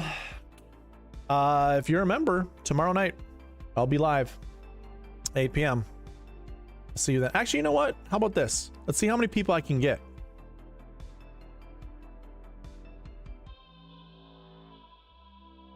Let's see who will get them. AJ got one. Yes. All the good people are getting them. There we go. I shouldn't say it that way. That sounds terrible.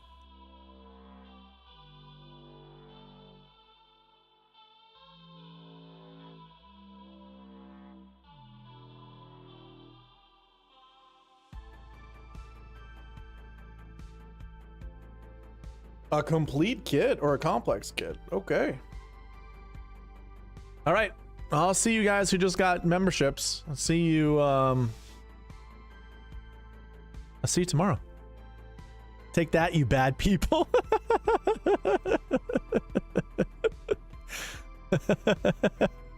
Yeah. Did I miss anybody in the chat? Oh man, I hope not.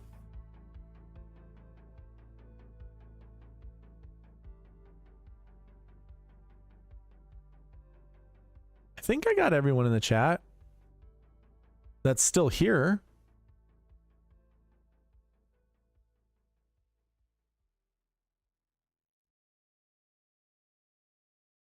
Okay. All right, guys. I will see some of you guys tomorrow. If not, check out some videos that'll be posted this year. If not, then I will see you in the new year. All right. Good night.